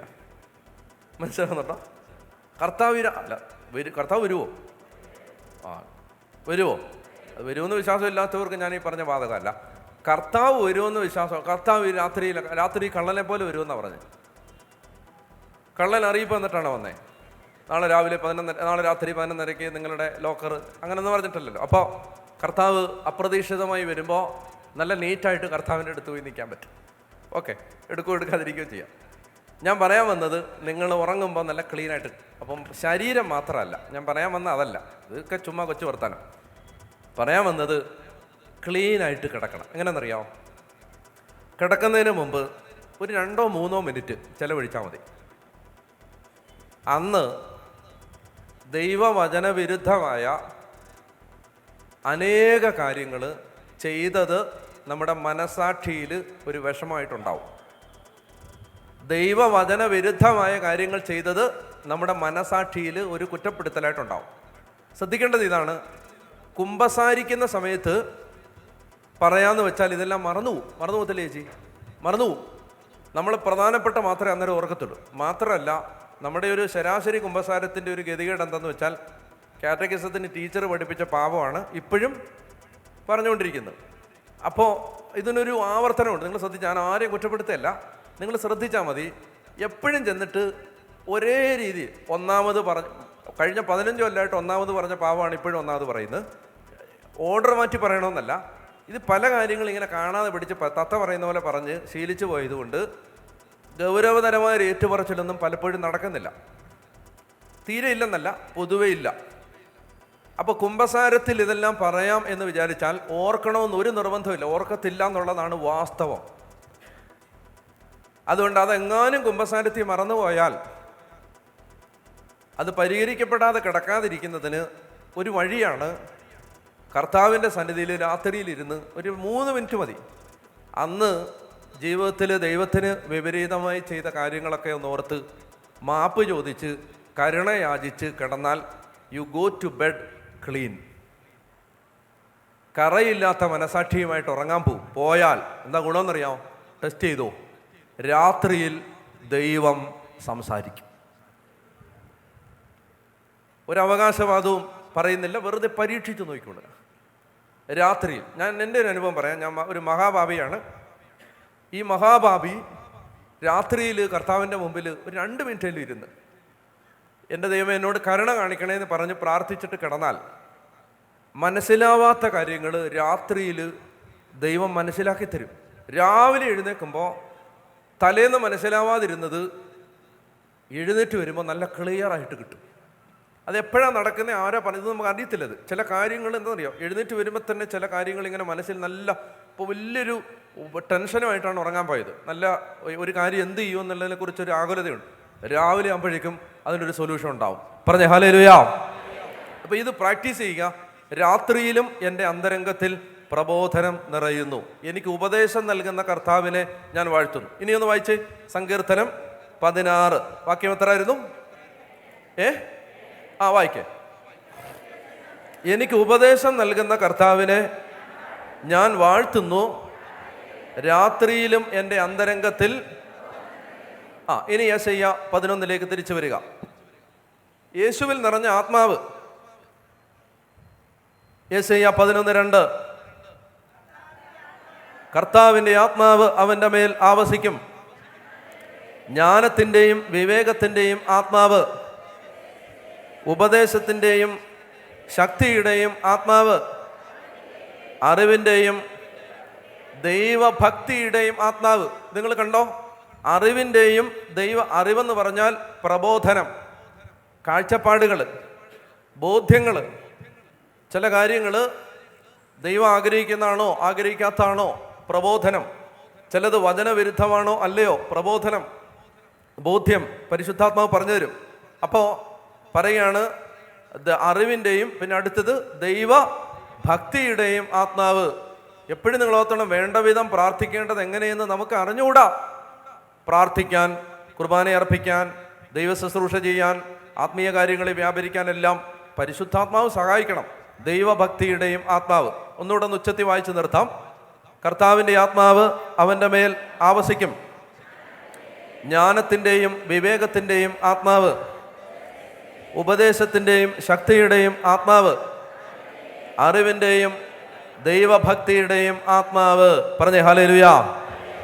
ഈ ആത്മാവാണ് യേശുവിൽ നിറഞ്ഞത്. ലൂക്കാ സുവിശേഷം എടുക്കുക. ലൂക്കാ സുവിശേഷത്തിൽ പരിശുദ്ധാത്മാവ് യേശുവിൽ നിറഞ്ഞു. ഇതാണ് നമ്മുടെ വിശ്വാസത്തിൻ്റെ നാഥനും അതിനെ പൂർണ്ണതയിൽ എത്തിക്കുന്നവനുമായി യേശുവിനെ മുന്നിൽ കണ്ടു വേണം നമ്മൾ ഓടാൻ. നമ്മൾ എങ്ങനെയാണ് ജീവിക്കേണ്ടത്, നമ്മളിൽ എങ്ങനെയാണ് ദൈവപ്രവൃത്തി നടക്കേണ്ടത്, യേശുവിനെ നോക്കിയാണ് പഠിക്കേണ്ടത്. അപ്പോൾ പറയുകയാണ്, ലൂക്കാ സുവിശേഷത്തിൻ്റെ 1-ാമത്തെ അധ്യായത്തിൽ പരിശുദ്ധ അമ്മയോട് പറയുകയാണ്. ലൂക്കാ 1:34. ലൂക്കാ 1:34. മറിയം ദൂതനോട് പറഞ്ഞു, ഇതെങ്ങനെ സംഭവിക്കും, ഞാൻ പുരുഷനെ അറിയുന്നില്ലല്ലോ. ദൂതൻ മറുപടി പറഞ്ഞു, പരിശുദ്ധാത്മാവ് നിന്റെ മേൽ വരും, അത്യുന്നതൻ്റെ ശക്തി നിന്റെ മേൽ ആവസിക്കും. അപ്പോൾ ഒന്നാമത്തേത് യേശുവിൻ്റെ ജനനം, ദൈവപുത്രൻ്റെ ജനനം പരിശുദ്ധാത്മാവിലായിരുന്നു, പരിശുദ്ധാത്മാവിൽ നിന്നായിരുന്നു. പുത്രൻ ജനിച്ചത്, ദൈവ പൈതൽ ജനിച്ചത് പരിശുദ്ധാത്മാവിൽ നിന്നാണ്. പറഞ്ഞേ ഹല്ലേലൂയ. അതാണ് പറയുന്നത്, ദൈവാത്മാവിനാൽ നയിക്കപ്പെടുന്നവരെല്ലാം ദൈവത്തിൻ്റെ പുത്രന്മാരാണ്. അപ്പോൾ പരിശുദ്ധാത്മാവിലുള്ള ജനനം, ഒരു ക്രിസ്തീയ ജീവിതം ആരംഭിക്കുന്നത് പരിശുദ്ധാത്മാവിലാണ്. പരിശുദ്ധാത്മാവിൻ്റെ പ്രവൃത്തിയാലാണ് നമുക്ക് യേശുവിനെ സ്നേഹിക്കുന്ന ഒരു ജീവിതം ആരംഭിക്കുന്നത്. അപ്പോൾ ദൂതൻ മറുപടി പറഞ്ഞു, ഇത് സംഭവിക്കും. ഇതെങ്ങനെ സംഭവിക്കും? ദൂതൻ മറുപടി പറഞ്ഞു, പരിശുദ്ധാത്മാവ് നിന്റെ മേൽ വരും. അപ്പോൾ ഇതുപോലെ മറ്റൊരാൾ ചോദിച്ചു ഈശോയോട്. അത് യോഹന്നാൻ്റെ സുവിശേഷം 3-ാം അധ്യായത്തിലാണ്. വേറൊരാൾ ചോദിച്ചു, ഇതെങ്ങനെയാണ് സംഭവിക്കുന്നത്? വായിക്കാം. യോഹന്നാൻ്റെ സുവിശേഷം 3-ാം അധ്യായം 9-ാമത്തെ വാക്യം. അത് ഒരാൾ ചോദിക്കുകയാണ്, ഇതെല്ലാം എങ്ങനെ സംഭവിക്കുമെന്ന് നിക്കോദെമോസ് ചോദിച്ചു. യേശു പറഞ്ഞു, ഓക്കെ. അപ്പോൾ ചോദിക്കുകയാണ്, ഇതെല്ലാം എങ്ങനെ സംഭവിക്കും? ഇതിന് തൊട്ട് മുമ്പ് അതിൻ്റെ ഉത്തരം യേശു പറഞ്ഞിട്ടുണ്ട്. ഏതാണ്? 5-ാമത്തെ വാക്യം. യേശു പ്രതിവചിച്ചു, സത്യം സത്യമായി ഞാൻ നിന്നോട് പറയുന്നു, ജലത്താലും ആത്മാവിനാലും ജനിക്കുന്നില്ലെങ്കിൽ ഒരുവനും ദൈവരാജ്യത്തിൽ പ്രവേശിക്കാൻ സാധ്യമല്ല. മാംസത്തിൽ നിന്ന് ജനിക്കുന്നത് മാംസമാണ്, ആത്മാവിൽ നിന്ന് ജനിക്കുന്നത് ആത്മാവും. 7, നിങ്ങൾ വീണ്ടും ജനിക്കണമെന്ന് ഞാൻ പറഞ്ഞതുകൊണ്ട് നീ സംശയിക്കണ്ട. ഇതെങ്ങനെ നടക്കുമെന്ന് നീ സംശയിക്കണ്ട. എങ്ങനെ നടക്കാൻ പോകുന്നത്? ഒരു വീണ്ടും ജനനം, ഒരു ആത്മീയ ജനനം, ക്രിസ്തുവിലുള്ളൊരു നവമായ ജീവിതം എങ്ങനെയാണ് സംഭവിക്കുന്നത്? കാറ്റ് അതിനിഷ്ടമുള്ളിടത്തേക്ക് വീശുന്നു, അതിൻ്റെ ശബ്ദം നീ കേൾക്കുന്നു, എന്നാൽ അത് എവിടെ നിന്ന് വരുന്നെന്നോ എവിടേക്ക് പോകുന്നെന്നോ നീ അറിയുന്നില്ല. ഇതുപോലെയാണ് ആത്മാവിൽ നിന്ന് ജനിക്കുന്ന ഒരുവനും. മനസ്സിലായി? ആത്മാവിൽ നിന്നുള്ള ജനനം അത് പരിശുദ്ധാത്മാവിൻ്റെ പ്രവൃത്തിയാണ്. അതെങ്ങനെയെന്ന് അറിഞ്ഞുകൂടാ, പക്ഷെ പരിശുദ്ധാത്മാവാണ് വീണ്ടും ജനനം നിർവഹിക്കുന്നത്. അതാണ് ആദ്യത്തെ കാര്യം. അപ്പോൾ ലൂക്കാ സുവിശേഷത്തിൻ്റെ 1-ാം അധ്യായത്തിൽ മറിയം ദൂതനോട് ചോദിച്ചു, ഇതെങ്ങനെ സംഭവിക്കും? ഞാൻ പുരുഷനെ അറിയുന്നില്ലല്ലോ. ദൂതൻ മറുപടി പറഞ്ഞു, പരിശുദ്ധാത്മാവ് നിന്റെ മേൽ വരും, അത്യുന്നതൻ്റെ ശക്തി. പറഞ്ഞേ ഹല്ലേലൂയ, പറഞ്ഞേ ഹല്ലേലൂയ, പറഞ്ഞേ ഹല്ലേലൂയ. ഇനി ഈശോ ജനിച്ചു കഴിയുമ്പോൾ ഈശോയുടെ ജീവിതം നമ്മൾ അടുത്ത് പരിശോധിക്കുമ്പോൾ വായിക്കാം. ലൂക്കാ സുവിശേഷം 2-ാം അധ്യായം 40-ാമത്തെ വാക്യം. ലൂക്കാ 2:40 ഉറക്കെ വായിക്കുക. ശിശു വളർന്നു, ജ്ഞാനം നിറഞ്ഞ് ശക്തനായി, ദൈവത്തിൻ്റെ കൃപ, ദൈവത്തിൻ്റെ ആത്മാവ് അവൻ്റെ മേൽ ഉണ്ടായിരുന്നു. ജ്ഞാനം നിറഞ്ഞ് ശക്തനായി. നമ്മൾ 11 ഏശയ്യാ 11 വായിച്ചിരുന്നു. ജ്ഞാനത്തിൻ്റെ ആത്മാവ്, ജ്ഞാനം നിറഞ്ഞ് ശക്തനായി, ദൈവത്തിൻ്റെ കൃപ അവൻ്റെ മേൽ ഉണ്ടായിരുന്നു. പറഞ്ഞേ ഹല്ലേലൂയ. ഇനി 2:52 യേശു പരിശുദ്ധാത്മാവിൽ നിറഞ്ഞ് ജീവിച്ചത് എങ്ങനെയാണ്? 2:52 വായിക്ക്. യേശു ജ്ഞാനത്തിലും പ്രായത്തിലും ദൈവത്തിൻ്റെയും മനുഷ്യരുടെയും പ്രീതിയിലും വളർന്നു വന്നു. പ്രായത്തിൽ മാത്രമല്ല വളർന്നത്, ആത്മാവിലും വളർന്നു, പരിശുദ്ധാത്മ നിറവിലും വളർന്നു. പ്രായം കൊണ്ട് മാത്രമല്ല, ബയോളജിക്കൽ ഗ്രോത്ത് മാത്രമല്ല, പരിശുദ്ധാത്മാവിൽ നിറഞ്ഞ് ഈശോ വളർന്നു. അടുത്തത് വായിക്കേണ്ടത് 3-ാം അധ്യായം, ലൂക്കാ സുവിശേഷം 3-ാം അധ്യായം 21. ജനം സ്നാനം സ്വീകരിച്ചുകൊണ്ടിരിക്കുമ്പോൾ, ഉറക്കെ വായിക്കുക, യേശുവും വന്ന് സ്നാനമേറ്റു. അവൻ പ്രാർത്ഥിച്ചുകൊണ്ടിരിക്കുമ്പോൾ സ്വർഗം തുറക്കപ്പെട്ടു, പരിശുദ്ധാത്മാവ് പ്രാവിൻ്റെ രൂപത്തിൽ അവൻ്റെ മേൽ. അതായത് പരിശുദ്ധാത്മാവിനെ യേശു സ്വീകരിച്ചത് ഒരിക്കൽ മാത്രമല്ല, എപ്പോഴും പരിശുദ്ധാത്മാവിനാൽ നിറയാൻ യേശുവിൻ്റെ ജീവിതത്തിൽ പിതാവായ ദൈവം സാഹചര്യങ്ങൾ കൊടുത്തുകൊണ്ട് ഈശോയുടെ മനുഷ്യാവതാര കാലത്ത് പരിശുദ്ധാത്മാവിനാൽ നിറച്ചുകൊണ്ടേയിരുന്നു. അങ്ങനെയാണ് നമ്മളിവിടെ വായിക്കുന്നത്. അവൻ എന്ത് ചെയ്തു? ഓൾറെഡി പരിശുദ്ധാത്മാവിനാൽ നിറഞ്ഞ ആളാണ്, ജ്ഞാനത്തിലും ദൈവകൃപയിലും വളർന്നു വന്ന ആളാണ്. എന്നാൽ മാമോദീസ സമയത്ത് പരിശുദ്ധാത്മാവ് പ്രാവിൻ്റെ രൂപത്തിൽ അവൻ്റെ മേൽ ഇറങ്ങി വന്നു. സ്വർഗത്തിൽ നിന്നൊരു സ്വരമുണ്ടായി, നീ എൻ്റെ പ്രിയപുത്രൻ, നിന്നെ ഞാൻ പ്രസാദിച്ചിരിക്കുന്നു. പറഞ്ഞേ ഹല്ലേലൂയ. ഇനി അടുത്തത് 4-ാം അധ്യായത്തിൻ്റെ 1-ാം വാക്യം. ലൂക്കാ സുവിശേഷം 4-ാം അധ്യായം 1-ാം വാക്യം വായിക്കാം ഉറക്കെ. യേശു പരിശുദ്ധാത്മാവ് നിറഞ്ഞവനായി ജോർദാനിൽ നിന്ന് മടങ്ങി. കണ്ടോ? പരിശുദ്ധാത്മാവ് നിറഞ്ഞവനായി ജോർദാനിൽ നിന്ന് മടങ്ങി. ഇനി 4-ാം അധ്യായത്തിൽ യേശു തിരുവെഴുത്തെടുത്ത് വായിക്കുകയാണ്. 4:17 ലൂക്കാ 4:17 വായിക്കേ. യെശയ്യാ പ്രവാചകന്റെ പുസ്തകം അവന് നൽകപ്പെട്ടു. പുസ്തകം തുറന്നപ്പോൾ ഇപ്രകാരം എഴുതിയിരിക്കുന്നത് അവൻ കണ്ടു, കർത്താവിൻ്റെ ആത്മാവ് എൻ്റെ മേൽ ഉണ്ട്. പറഞ്ഞേ ഹല്ലേലൂയ, പറഞ്ഞേ ഹല്ലേലൂയ. അതായത് വീണ്ടും പറയുകയാണ്, കർത്താവിൻ്റെ ആത്മാവ് എൻ്റെ മേൽ ഉണ്ട്. പറഞ്ഞേ ഹല്ലേലൂയ, പറഞ്ഞേ ഹല്ലേലൂയ. അപ്പോൾ യേശുവിൻ്റെ പരസ്യ ജീവിതം എന്ന് പറയുന്നത് പരിശുദ്ധാത്മാവിനാൽ നിറഞ്ഞ ജീവിതമായിരുന്നു. അപ്പോൾ ഇതാണ് ഈശോ നമ്മളിൽ നിന്ന് ആഗ്രഹിക്കുന്നത്. നമ്മളെപ്പോഴും ആത്മാവിനാൽ നിറയാൻ, ആത്മാവിൽ നിറഞ്ഞ് ജീവിക്കാൻ ആഗ്രഹിക്കുകയും പ്രാർത്ഥിക്കുകയും ചെയ്യണം. അപ്പം അങ്ങനെ അതിനെന്താണ് ചെയ്യേണ്ടത്? പരിശുദ്ധാത്മാവിനാൽ നിറയാൻ ഞാൻ കുറച്ച് കാര്യങ്ങൾ പെട്ടെന്ന് നിങ്ങളോട് പറയാം. പരിശുദ്ധാത്മാവിനാൽ നിറയാൻ നമ്മൾ എന്ത് ചെയ്യണം? ചില വചനങ്ങൾ വേഗം വായിച്ച് 1, 2, 3, 4, 5, 6, 7, 8 നമ്മൾ ചില കാര്യങ്ങൾ പഠിക്കാൻ പോവാണ്. പരിശുദ്ധാത്മാവിൽ നിറയാൻ ഞാൻ എന്ത് ചെയ്യണം? പെട്ടെന്ന് വായിക്കാം. യോഹന്നാൻ 7:37. യോഹന്നാൻ 7:37 വായിക്കുക. യോഹന്നാൻ 7:37 വായിക്കാമോ? തിരുനാളിൻ്റെ അവസാനത്തെ മഹാദിനത്തിൽ യേശു എഴുന്നേറ്റ് നിന്ന് ശബ്ദമുയർത്തി പറഞ്ഞു, ആർക്കെങ്കിലും ദാഹിക്കുന്നെങ്കിൽ അവൻ എൻ്റെ അടുക്കൽ വന്ന് കുടിക്കട്ടെ. എന്നിൽ വിശ്വസിക്കുന്നവൻ്റെ ഹൃദയത്തിൽ നിന്ന് വിശുദ്ധ ലിഖിതം സ്ഥാപിക്കുന്നത് പോലെ ജീവജലത്തിൻ്റെ അരുവികൾ ഒഴുകും. അവനിത് പറഞ്ഞത് തന്നെ വിശ്വസിക്കുന്നവർ സ്വീകരിക്കാനിരിക്കുന്ന. അപ്പം ഇവിടെ ഒന്നാമത്തെ കാര്യം, പരിശുദ്ധാത്മാവിനെ സ്വീകരിക്കാനുള്ള ഒന്നാമത്തെ മാനദണ്ഡം യേശുവിൽ വിശ്വസിക്കണം. യേശുവിനെ വിശ്വസിക്കണം. പ്രത്യേകം ശ്രദ്ധിക്കുക, യേശുവിനെ വ്യക്തിപരമായി തങ്ങളുടെ ജീവിതത്തിൻ്റെ രക്ഷകനും നാഥനും ദൈവവുമായി സ്വീകരിക്കുന്നവരിലാണ് പരിശുദ്ധാത്മാവ് വർഷിക്കപ്പെടുന്നത്.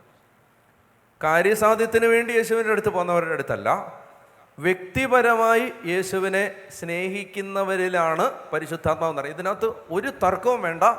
പരിശുദ്ധാത്മ അഭിഷേകത്തിൻ്റെ ഏറ്റവും വലിയ ബ്ലോക്ക് യേശുവിനോടുള്ള ബന്ധമില്ലായ്മയാണ്.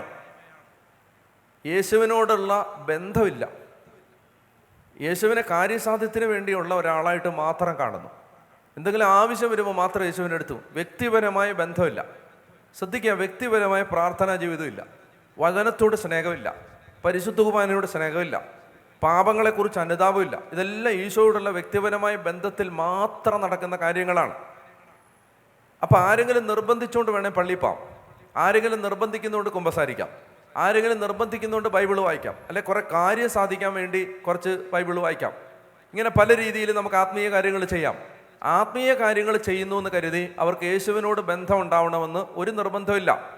യേശുവിനോട് ഒരു ബന്ധമില്ലാതെയും നിങ്ങൾക്ക് മതത്തിലെ ഭക്തന്മാരായി തുടരാം, മതകാര്യങ്ങൾ അനുഷ്ഠിക്കാം, മതപരമായൊരു ജീവിതം നയിക്കാം. കാണുന്നവർക്ക് നിങ്ങൾ ഒരു ഭക്തനാണെന്ന്, നമ്മളൊരു ഭക്തനാണെന്ന് തോന്നും. പക്ഷേ യേശുവിനോട് വ്യക്തിപരമായ ബന്ധമില്ല. ബെനഡിക്റ്റ് 16 മാർപ്പാപ്പ പറഞ്ഞു, Christianity is not a set of doctrine. കുറേ വിശ്വാസ പ്രമാണങ്ങളുടെ ആകത്തുകയല്ല ക്രിസ്തീയത. Rather it is an encounter with a person and the name of the person is Jesus Christ. മറിച്ച് ക്രിസ്തീയത എന്ന് പറയുന്നത് കുറേ വിശ്വാസ പ്രമാണങ്ങൾ കാണാതെ പഠിക്കുന്നതല്ല, മറിച്ച് അതൊരു വ്യക്തിയെ കണ്ടുമുട്ടുന്നതാണ്. അത് യേശുക്രിസ്തു എന്ന് പേരുള്ള ഒരു വ്യക്തിയുമായുള്ള കണ്ടുമുട്ടലാണ്. എന്നിട്ട് അദ്ദേഹം പറയും, ദമാസ്കസിൻ്റെ നഗര കവാടത്തിൽ വെച്ച് സാവൂള് പൗലോസായി മാറുമ്പോൾ കണ്ടുമുട്ടിയതുപോലെ ഒരു എൻകൗണ്ടർ. യേശുവുമായിട്ട് വ്യക്തിപരമായൊരു ബന്ധം. ഞാൻ നിങ്ങളോട് പറയുകയാണ്, എൻ്റെ ഹൃദയത്തിൻ്റെ ആഴത്തിൽ നിന്ന് സ്നേഹം കൊണ്ട് ഞാൻ പറയുകയാണ്, പരിശുദ്ധാത്മാവിന് വേണ്ടി ആര് ദാഹിക്കുന്നുണ്ടെങ്കിലും ഈശോയെ സ്നേഹിക്കാനുള്ള ഒരു കൃപയ്ക്ക് വേണ്ടി പ്രാർത്ഥിച്ചാൽ പെട്ടെന്ന് പരിശുദ്ധാത്മാവ് നിറയും.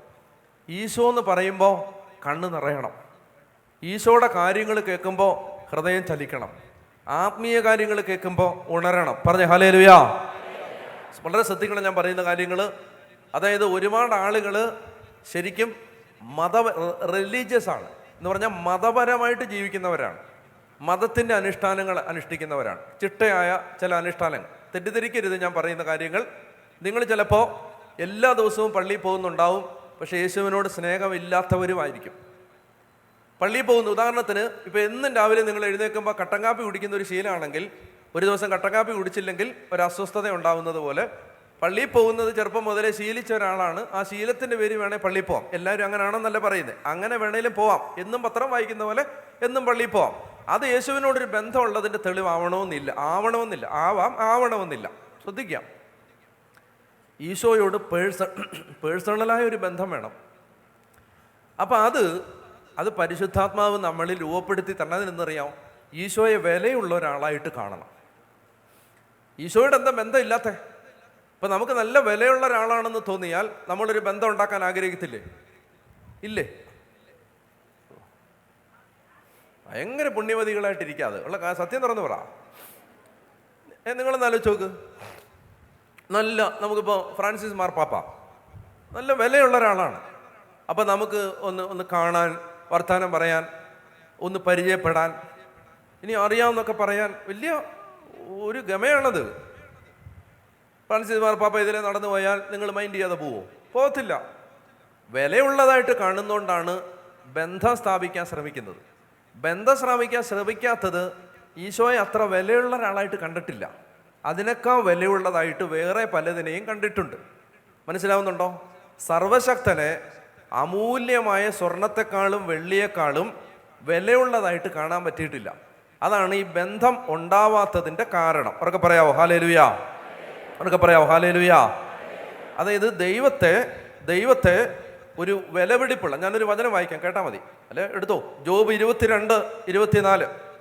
ജോബ് 22:24 മുതൽ സ്വർണത്തെ പൊടിയിലും ഓഫീർ പൊന്നിനെ നദീതടത്തിലെ കല്ലുകൾക്കിടയിലും എറിയാമെങ്കിൽ, സ്വർണത്തെ പൊടിയിലും ഓഫീർ പൊന്നിനെ നദീതടത്തിലെ കല്ലുകൾക്ക് ഇടയിലും എറിയാമെങ്കിൽ, സർവശക്തൻ നിനക്ക് സ്വർണവും വിലപിടിച്ച വെള്ളിയും ആകുമെങ്കിൽ. പിടിയിട്ടുന്നുണ്ടോ? സർവശക്തൻ നിനക്ക് എന്താണ്? തങ്കത്തെക്കാളും പൊന്നിനേക്കാളും വെള്ളിയേക്കാളും വിലപിടിച്ചുള്ള ആകുമെങ്കിൽ. ഇതാണ് അടിസ്ഥാനം. ഞാൻ മനസ്സിലാക്കുന്നിടത്തോളം അടിസ്ഥാന പ്രശ്നം, ദൈവത്തെ എല്ലാറ്റിനും മുകളിൽ വിലയുള്ള ഒരാളായിട്ട് കാണാൻ ഹൃദയം സമ്മതിച്ചിട്ടില്ല. ദൈവം വേണം എപ്പോഴാ? അത്യാവശ്യം കാര്യങ്ങൾ പ്രയാസമൊക്കെ ഉള്ളപ്പോൾ ദൈവം വേണം. നമുക്ക് അതിനപ്പുറത്ത് നമ്പർ 1 ആക്കിയിട്ടില്ല. ജീവിതത്തിലെ ഏറ്റവും പ്രധാനപ്പെട്ടത് ദൈവമാണ് എന്ന് ഹൃദയം സമ്മതിച്ചിട്ടില്ല. അപ്പം അതാണ് പറയുന്നത്, സ്വർണത്തെ പൊടിയിലും, വായിക്കാം, ഓഫീർ പൊന്നിനെ നദീതടത്തിലെ കല്ലുകൾക്കിടയിലും എറിയാമെങ്കിൽ, സർവശക്തൻ നിനക്ക് സ്വർണവും വിലപിടിച്ച വെള്ളിയും ആകുമെങ്കിൽ, നീ സർവശക്തനിൽ ആനന്ദിക്കുകയും ദൈവത്തിൻ്റെ നേരെ മുഖമുയർത്തുകയും ചെയ്യും. നീ അവിടുത്തോട് പ്രാർത്ഥിക്കുകയും അവിടുന്ന് നിന്നെ ശ്രവിക്കുകയും ചെയ്യും. നിന്റെ നേർച്ച നീ നിറവേറ്റും. നീ തീരുമാനിക്കുന്ന കാര്യം സാധിച്ചു കിട്ടും. നിന്റെ പാതകൾ പ്രകാശിതമാകും. പറഞ്ഞേ ഹല്ലേലൂയ. മനസ്സിലാവുന്നോ?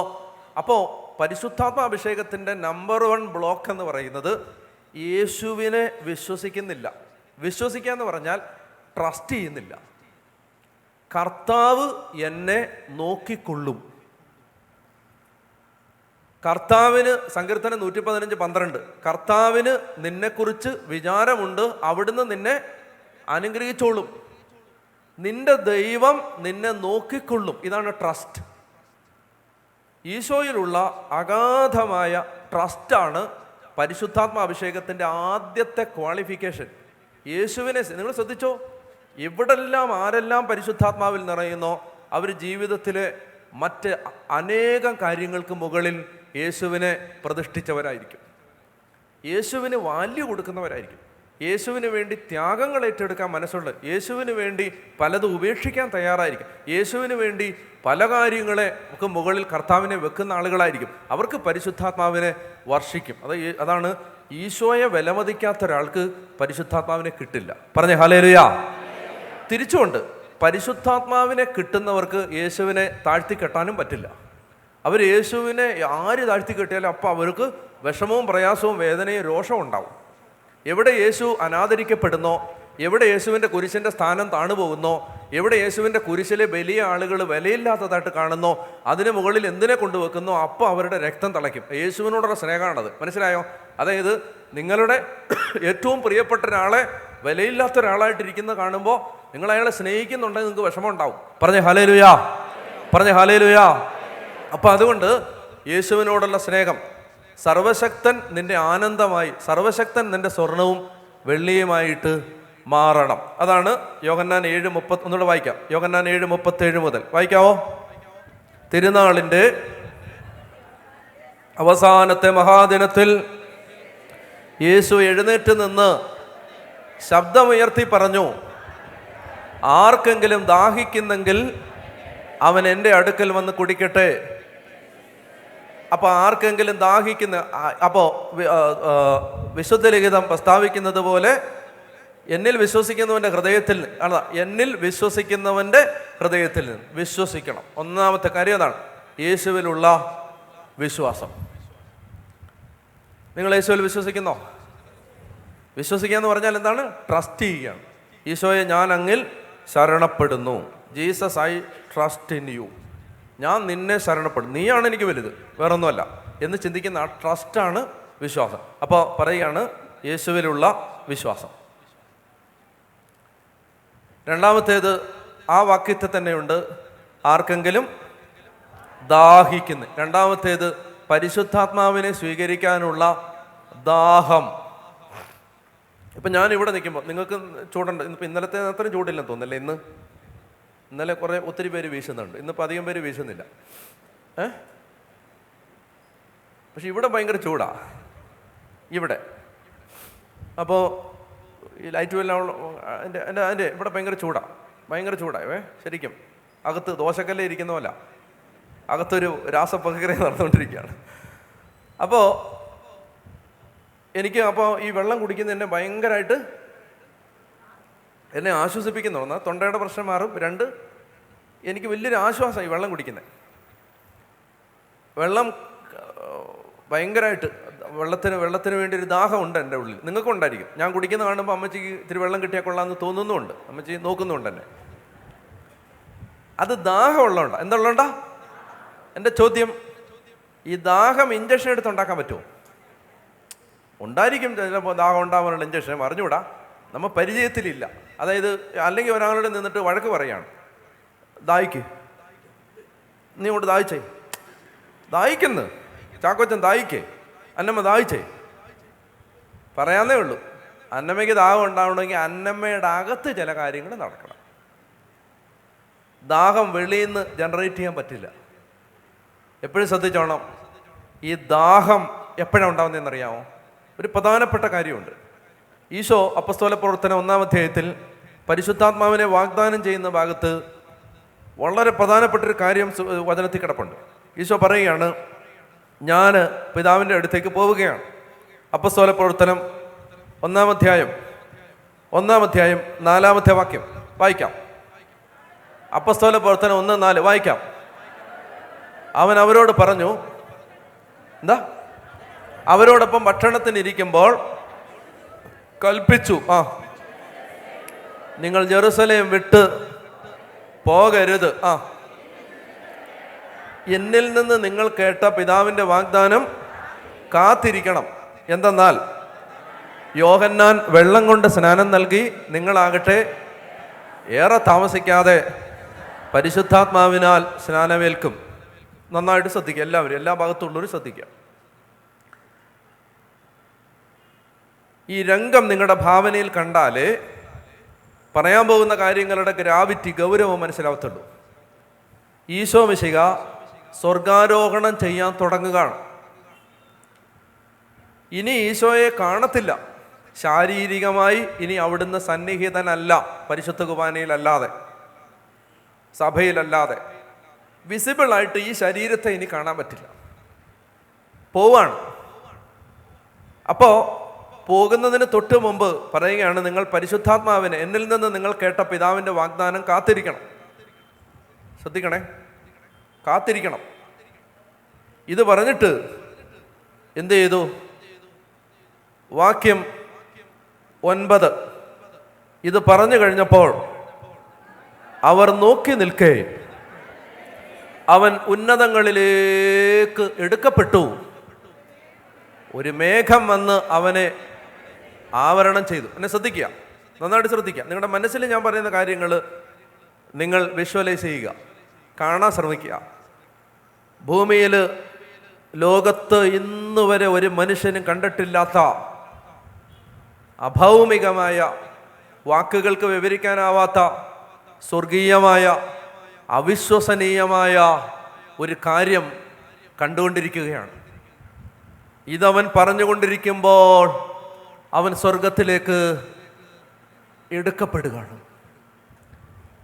തോന്നലല്ല, ഇത് ഇന്ദ്രിയ ഗോചരമായ ശരീരം കൊണ്ട്, ഈ നഗ്ന നേത്രങ്ങൾ കൊണ്ട് കാണുകയാണ്. അവരുടെ ഇന്ദ്രിയങ്ങൾ കൊണ്ട് അവർ കാണുകയും കേൾക്കുകയും ചെയ്യും ഈ മഹാസംഭവം. നിങ്ങൾ ശ്രദ്ധിക്കണം, ലോകചരിത്രത്തിൽ ഇന്നുവരെ ഒരു മനുഷ്യനും കണ്ടിട്ടില്ലാത്ത ഭൂമിയിലെ ഏറ്റവും പ്രധാനപ്പെട്ട സംഭവങ്ങളിലൊന്ന്. ഈ 11 പേർ അതിന് ദൃക്സാക്ഷികളായി മാറുകയാണ്. അപ്പോൾ ഒരു മേഘം വന്ന് അവനെ ആവരണം ചെയ്തു. The most spectacular vision, the most spectacular vision that they can ever have in their life. ജീവിതത്തിൽ ഒരിക്കൽ മാത്രം, അല്ലെങ്കിൽ യുഗസംഗമങ്ങളിൽ മാത്രം സംഭവിക്കുന്ന ഒരു അത്ഭുത പ്രതിഭാസം അവർ കാണുകയാണ്. എൻ്റെ ചോദ്യം, ഇവിടെ ഇപ്പം ഞാൻ പ്രസംഗിച്ചുകൊണ്ടിരിക്കുമ്പോൾ വീൽ ചെയറിൽ ഒരാളെ കൊണ്ടുവന്നിരുത്തിയിട്ടുണ്ടെന്ന് വിചാരിക്കുക. പ്രസംഗിച്ചുകൊണ്ടിരിക്കുന്നതിനിടെ ഇടയിൽ അയാൾ തളർന്നു കിടന്ന ആൾ എഴുന്നേറ്റ് ജമ്പ് ചെയ്ത് സ്റ്റേജിൽ കയറി ദൈവത്തെ സ്തുതിച്ച്, ഇവിടെ അങ്ങനെ ഒരു അത്ഭുതം. അല്ലെങ്കിൽ മരിച്ചു കിടന്ന ഒരാൾ ശവപ്പെട്ടിയിൽ കൊണ്ടുവന്ന് ഇരുത്തി കടത്തിയിരിക്കുകയാണ്, അയാൾ എന്ത് ചെയ്തു? മരിച്ച ഒരാൾ എഴുന്നേറ്റു. ഇതൊരു സ്പെക്ടാക്കുലർ ഈവൻ്റാണ്. അതായത് ഇത് കണ്ണഞ്ചിപ്പിക്കുന്ന അവിശ്വസനീയമായ ഒരു വലിയ സംഭവം നടന്നിരിക്കുകയാണ്. എൻ്റെ ചോദ്യം, ഞാൻ ഇത് പറഞ്ഞിട്ട് ശ്രദ്ധിക്കുക, ഞാനിത് പറഞ്ഞിട്ട് അല്ല, ഈ സംഭവം നിങ്ങൾ കണ്ടിട്ട് ഞാൻ അതിനെക്കുറിച്ചൊക്കെ നിങ്ങളോട് പറഞ്ഞിട്ട് ഞാൻ നിങ്ങളോട് പറയുകയാണ്, പ്രിയ സഹോദരി സഹോദരന്മാരെ, ഞാൻ നിങ്ങളോട് പറയുന്നു, ഞാൻ നിങ്ങളോട് പറഞ്ഞിട്ടില്ലേ പരിശുദ്ധാത്മാവിനെ കുറിച്ച്? ആ പരിശുദ്ധാത്മാവ് നിങ്ങളുടെ മേൽ വരാൻ പോവാണ്. നിങ്ങൾ പോയി 10 ദിവസത്തേക്ക് കതകടച്ചിരുന്ന് കാത്തിരിക്കണം, നഗരം വിട്ട് പോവരുത്. ജീവിതത്തിൽ ഇനി ഒരിക്കലും കാണാൻ പറ്റാത്തതും അപൂർവങ്ങളിൽ അപൂർവവുമായ ഒരു കാഴ്ച കണ്ടിട്ട് അവർ അവിടെ നിന്ന് തിരിച്ചു പോയിട്ട് അവരെന്താ ചെയ്തതെന്നുള്ളത് എന്നെ വല്ലാതെ അത്ഭുതപ്പെടുത്തി. അവർ സ്വർഗാരോഹണത്തെക്കുറിച്ചോ മേഘങ്ങളിലേക്ക് അവൻ സംവഹിക്കപ്പെടുന്നതിനെക്കുറിച്ചോ മാലാഖമാരും മേഘവും വന്നവനെ മറച്ചതിനെക്കുറിച്ചോ അവൻ പോകുന്നത് പോലെ തിരികെ വരുമെന്ന് വാഗ്ദാനം ചെയ്തതിനെക്കുറിച്ചോ ഒന്നും മൂന്നാമതൊരാളോട്, രണ്ടാമതൊരാളോട്, അല്ലെ 12ാമതൊരാളോട് ഉരിയാടാതെ അവർക്ക് എങ്ങനെ ഇരിക്കാൻ പറ്റും? അതാണ് എന്നെ അത്ഭുതപ്പെടുത്തുന്നത്. അതായത് ഇതുപോലൊരു കാഴ്ച കണ്ടിട്ട് അതിനെക്കുറിച്ചൊന്നും പറയാതെ, നമ്മളാണെങ്കിൽ ഈ ചന്ത മുഴുവൻ, നാടായ നാട് മുഴുവൻ ഈ നടന്ന മരിച്ചവൻ എഴുന്നേറ്റു അത് പോയി പറഞ്ഞേനെ. അത് പറയുന്നതിന് പകരം അവരെന്ത് ചെയ്തു? അവർ എന്ത് ചെയ്തു? അവർ നേരെ 12ാമത്തെ വാക്യം, അവർ ഒലിവ് മലയിൽ നിന്ന് ജെറുസലേമിലേക്ക് മടങ്ങിപ്പോയി. ഇത് തമ്മിൽ ഒരു സാബത്ത് ദിവസത്തെ യാത്രാദൂരമാണ് ഉള്ളത്. അവർ പട്ടണത്തിലെത്തി മീനും ഇറച്ചിയും വാങ്ങാൻ പോയില്ല. പട്ടണത്തിലെത്തി പറ്റി തീർക്കാൻ പോയില്ല. പട്ടണത്തിലെത്തി നടന്ന കാര്യം പങ്കുവെക്കാൻ പോയില്ല. എന്ത് ചെയ്തു? പട്ടണത്തിലെത്തി തങ്ങൾ താമസിച്ചിരുന്ന വീടിൻ്റെ മുകളിലത്തെ നിലയിലുള്ള മുറിയിൽ ചെന്നു. എന്താ താഴത്തെ നിലയിൽ ഇരിക്കാഞ്ഞേ? 2 കാരണമുണ്ട്. ഒന്ന് ഈശോ കൺമുമ്പിൽ നിന്ന് എടുക്കപ്പെട്ടു. ശാരീരികമായി ഇനി അവനെ കാണാൻ പറ്റില്ല. എന്നാൽ ഈ മുകളിലത്തെ മുറിയിൽ അവൻ്റെ ചോരയുടെയും കണ്ണീരിൻ്റെയും ഗന്ധമുണ്ട്. സെഗിയോൻ മാളികയാണിത്. മർക്കോസിൻ്റെ അമ്മയായ മറിയത്തിൻ്റെ വീട്. അവിടെയാണ് പീഡാനുഭവത്തിൻ്റെ തലേ രാത്രിയിൽ യേശു തൻ്റെ ശരീരരക്തങ്ങൾ ശിഷ്യന്മാർക്ക് ഭാഗിച്ചു കൊടുത്തത്. ആദ്യത്തെ കുർബാന അർപ്പിക്കപ്പെട്ട സ്ഥലം. എവിടേക്ക് തിരിഞ്ഞാലും ഓരോ ജനാലപ്പടിയുടെ അടുത്ത് ചെന്ന് നിൽക്കുമ്പോഴും അവിടെ യേശുവിൻ്റെ ഗന്ധമുണ്ട്, യേശുവിൻ്റെ സാന്നിധ്യമുണ്ട്. അതുകൊണ്ട് യേശു പറഞ്ഞ ഏറ്റവും വിലപ്പെട്ട ഒരു ദാനത്തിന് വേണ്ടി കാത്തിരിക്കാൻ അവർ യേശുവിൻ്റെ ഓർമ്മകൾ നഷ്ടപ്പെടാത്ത ഒരു സ്ഥലം തിരഞ്ഞെടുത്ത് അവിടെ ഇരുന്നു. ഒന്നാമത്തേത് ഡിസ്ട്രാക്റ്റഡ് ആവാതെ. രണ്ടാമത്തേത്, താഴത്തെ നിലയിലാണ് ജീവിത വ്യവഹാരങ്ങൾ നടക്കുന്നത്. ചോറ് വെക്കുന്നതും കറി വെക്കുന്നതും അപ്പം ചുടുന്നതും പാത്രം കഴുകുന്നതും വഴിയാത്രക്കാർ വന്ന് വഴി ചോദിക്കുന്നതും വെള്ളം കുടിക്കാൻ കയറുന്നതും എല്ലാം ഈ താഴത്തെ നിലയിലാണ്. വ്യവഹാരങ്ങളുടെ ഇടമാണ് ഈ താഴത്തെ നില. അവിടെ നിന്നാൽ ഡിസ്ട്രാക്റ്റഡ് ആവുമെന്നോർത്ത് അവർ മുകളിലത്തെ നിലയിലോട്ട് പോയി കഥ കടച്ചു. കേൾക്കുന്നുണ്ടോ നിങ്ങൾ? ഞാൻ പറഞ്ഞു വരുന്നത് നിങ്ങൾ വളരെ ശ്രദ്ധിച്ചിരിക്കുക. ഇത്രയും വലിയൊരു മഹാത്ഭുതം യേശു സ്വർഗത്തിലേക്ക് എടുക്കപ്പെടുന്നത് കൺമുമ്പിൽ കറതീർന്ന് കണ്ടിട്ട് എന്തേ ഇവർ അതിനെക്കുറിച്ചൊന്നും ആരോടും ചർച്ച ചെയ്യാൻ ഒരുമ്പെടാതെ അവർ നേരെ പോയി 10 ദിവസം കഥകടച്ചിരുന്ന് പരിശുദ്ധാത്മാവിന് വേണ്ടി പ്രാർത്ഥിച്ചു കൊണ്ടിരുന്നത് എന്തുകൊണ്ടാണെന്നറിയാമോ? അതിൻ്റെ ഉത്തരം ഇവിടെ കൊടുത്തിട്ടുണ്ട്. എന്നിൽ നിന്ന് നിങ്ങൾ കേട്ട പിതാവിൻ്റെ വാഗ്ദാനം കാത്തിരിക്കണം. അതായത് ഈശോ പരസ്യ ജീവിതത്തിൻ്റെ വിവിധ ഘട്ടങ്ങളിൽ അനേക സന്ദർഭങ്ങളിൽ ശിഷ്യന്മാരോട് പരിശുദ്ധാത്മാവിൻ്റെ വിലയെന്താണെന്ന് പറഞ്ഞ് മനസ്സിലാക്കിയിട്ടുണ്ടായിരുന്നു. യേശുവിൻ്റെ വാക്കുകളിലൂടെ അവർ മനസ്സിലാക്കിയ പരിശുദ്ധാത്മാവിൻ്റെ വില യേശു സ്വർഗാരോഹണം ചെയ്യുന്ന കാഴ്ചയെക്കാളും വലുതാണെന്ന് മനസ്സിലായപ്പോൾ അവർ പരിശുദ്ധാത്മാവിന് വേണ്ടി, മനസ്സിലായോ? ഇതാണ് ദാഹം. ദാഹം എന്ന് പറഞ്ഞാൽ അത് കിട്ടാതെ സമാധാനമില്ല. അതാണ് ദാഹം. അതെന്നിൽ നടക്കാതെ സമാധാനമില്ല. ഇതാണ് ദാഹം. ജീവിതത്തിലെ വേറെ എത്ര കണ്ണഞ്ചിപ്പിക്കുന്ന അത്ഭുത പ്രതിഭാസവും അതിനേക്കാളും വലുതല്ല. അതാണ് ദാഹം. പറഞ്ഞേ ഹല്ലേലൂയ, ഉറക്കെ പറഞ്ഞേ ഹല്ലേലൂയ. അപ്പൊ അവിടെ പറയുകയാണ്, ഈശോ പറയുകയാണ് യോഹന്നാൻ 7:37, ആർക്കെങ്കിലും ദാഹിക്കുന്നെങ്കിൽ അവൻ എൻ്റെ അടുക്കൽ വന്ന് കുടിക്കട്ടെ. എന്നിൽ വിശ്വസിക്കുന്നവൻ്റെ ഹൃദയത്തിൽ നിന്ന് വിശുദ്ധ ലിഖിതം പ്രസ്താവിക്കുന്നത് പോലെ ജീവജലത്തിൻ്റെ. അപ്പോൾ ഒന്നാമത്തെ കാര്യം യേശുവിലുള്ള വിശ്വാസം, യേശുവിനോടുള്ള ട്രസ്റ്റ്, യേശുവിനോടുള്ള വ്യക്തിപരമായ ബന്ധം. രണ്ടാമത്തേത് ദാഹം ഉണ്ടാവുന്നത് പരിശുദ്ധാത്മാവിനെ കുറിച്ച് അറിയുമ്പോഴാണ്. നിങ്ങൾക്ക് ദാഹം ഇല്ലെങ്കിൽ ഞാനൊരു വഴി പറഞ്ഞു തരാം. പരിശുദ്ധാത്മാവിനെ കുറിച്ച് ബൈബിളിൽ പറഞ്ഞിട്ടുള്ള വാക്യങ്ങളെല്ലാം നിങ്ങൾ എടുത്ത് വായിക്കുകയും ധ്യാനിക്കുകയും ചെയ്താൽ നിങ്ങൾക്ക് ദാഹം ഉണ്ടാവും. അയ്യോ ഞങ്ങൾക്കത് അറിഞ്ഞുകൂടാന്നുണ്ടെങ്കിൽ കഴിഞ്ഞ 5-6 കൊല്ലമായിട്ട് പന്തക്കുസ്തായുടെ 10 ദിവസങ്ങളിലും ഞാൻ പന്തക്കുസ്തായിക്ക് ഒരുക്കുന്നുണ്ട് ആളുകളെ. അത് മുഴുവൻ യൂട്യൂബിൽ കിടപ്പുണ്ട്. പരിശുദ്ധാത്മാവിനെ കുറിച്ച് ഈ ബൈബിളിൽ എവിടെല്ലാം എന്തെല്ലാം പറഞ്ഞിട്ടുണ്ടോ അത് മുഴുവൻ തലങ്ങും വിലങ്ങും എടുത്ത് പറഞ്ഞിട്ടുണ്ട്. അപ്പോൾ അത് കേൾക്കുക, നിങ്ങൾക്ക് കണ്ടുപിടിക്കാൻ ബുദ്ധിമുട്ടാണെങ്കിൽ. അല്ലെങ്കിൽ വേറെ ആരെങ്കിലുമൊക്കെ അങ്ങനെ പറഞ്ഞിട്ടുണ്ടോ അത് കേൾക്കുക. അങ്ങനെ ആത്മാവിനെ കുറിച്ച് കേൾക്കുക, വായിക്കുക, പഠിക്കുക, സംസാരിക്കുക. അപ്പോഴാണ് ഈ ദാഹം ഉണ്ടാവുന്നത്. പറഞ്ഞേ ഹല്ലേലൂയ, പറഞ്ഞേ ഹല്ലേലൂയ. മനസ്സിലായോ? അതായത് തീ കത്തണമെങ്കിൽ തീയോട് ചേർന്നിരിക്കണം. ഇന്നത്തെ കാലത്ത് നമ്മൾ ശ്രദ്ധിക്കേണ്ട വലിയൊരു വിഷയം, തീ കെടുത്തുന്നവരാണ് കൂടുതലും. തീ തല്ലിക്കെടുത്തുന്നവരാണ്. ആരെങ്കിലും ഒരു ആത്മീയ ഉണർവിലേക്ക് വന്നാൽ അവരെ പരിഹസിച്ചും കളിയാക്കിയും പറ്റിച്ചും. ഇപ്പം എൻ്റെ കൂടെ മധ്യസ്ഥ പ്രാർത്ഥനയ്ക്ക് വരുന്നൊരു സഹോദരൻ ഡിവൈൻ ധ്യാനകേന്ദ്രത്തിൽ പോയി, അക്രൈസ്തവനായിരുന്നു, മാനസാന്തരപ്പെട്ട് കർത്താവിനെ അറിഞ്ഞ് തിരിച്ചു വന്ന് ഇടവപ്പള്ളി ചെന്ന് പ്രാർത്ഥിക്കാൻ. ഇടവപ്പള്ളി ചെന്നപ്പോൾ അങ്ങേര് ബൈബിളും കൊണ്ടാ പോയെ. നമ്മുടെ കത്തോലിക്കർ വെറുതെ വിടുവോ ഒരുത്തൻ ബൈബിളും കൊണ്ട് പോയാൽ?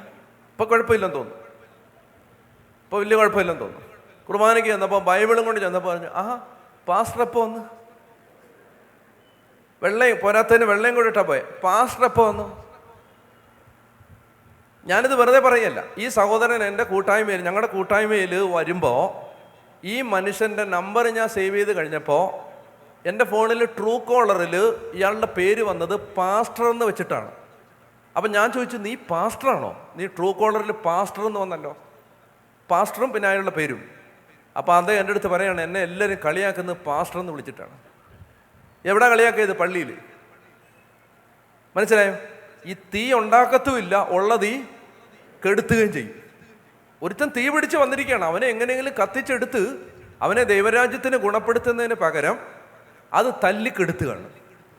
എന്നിട്ട് അവൻ സ്വർഗസ്വനായ പിതാവയുടെ സമയത്ത് കൈ ഇങ്ങനെ ഉയർത്തിപ്പിടിച്ച് നിന്നു.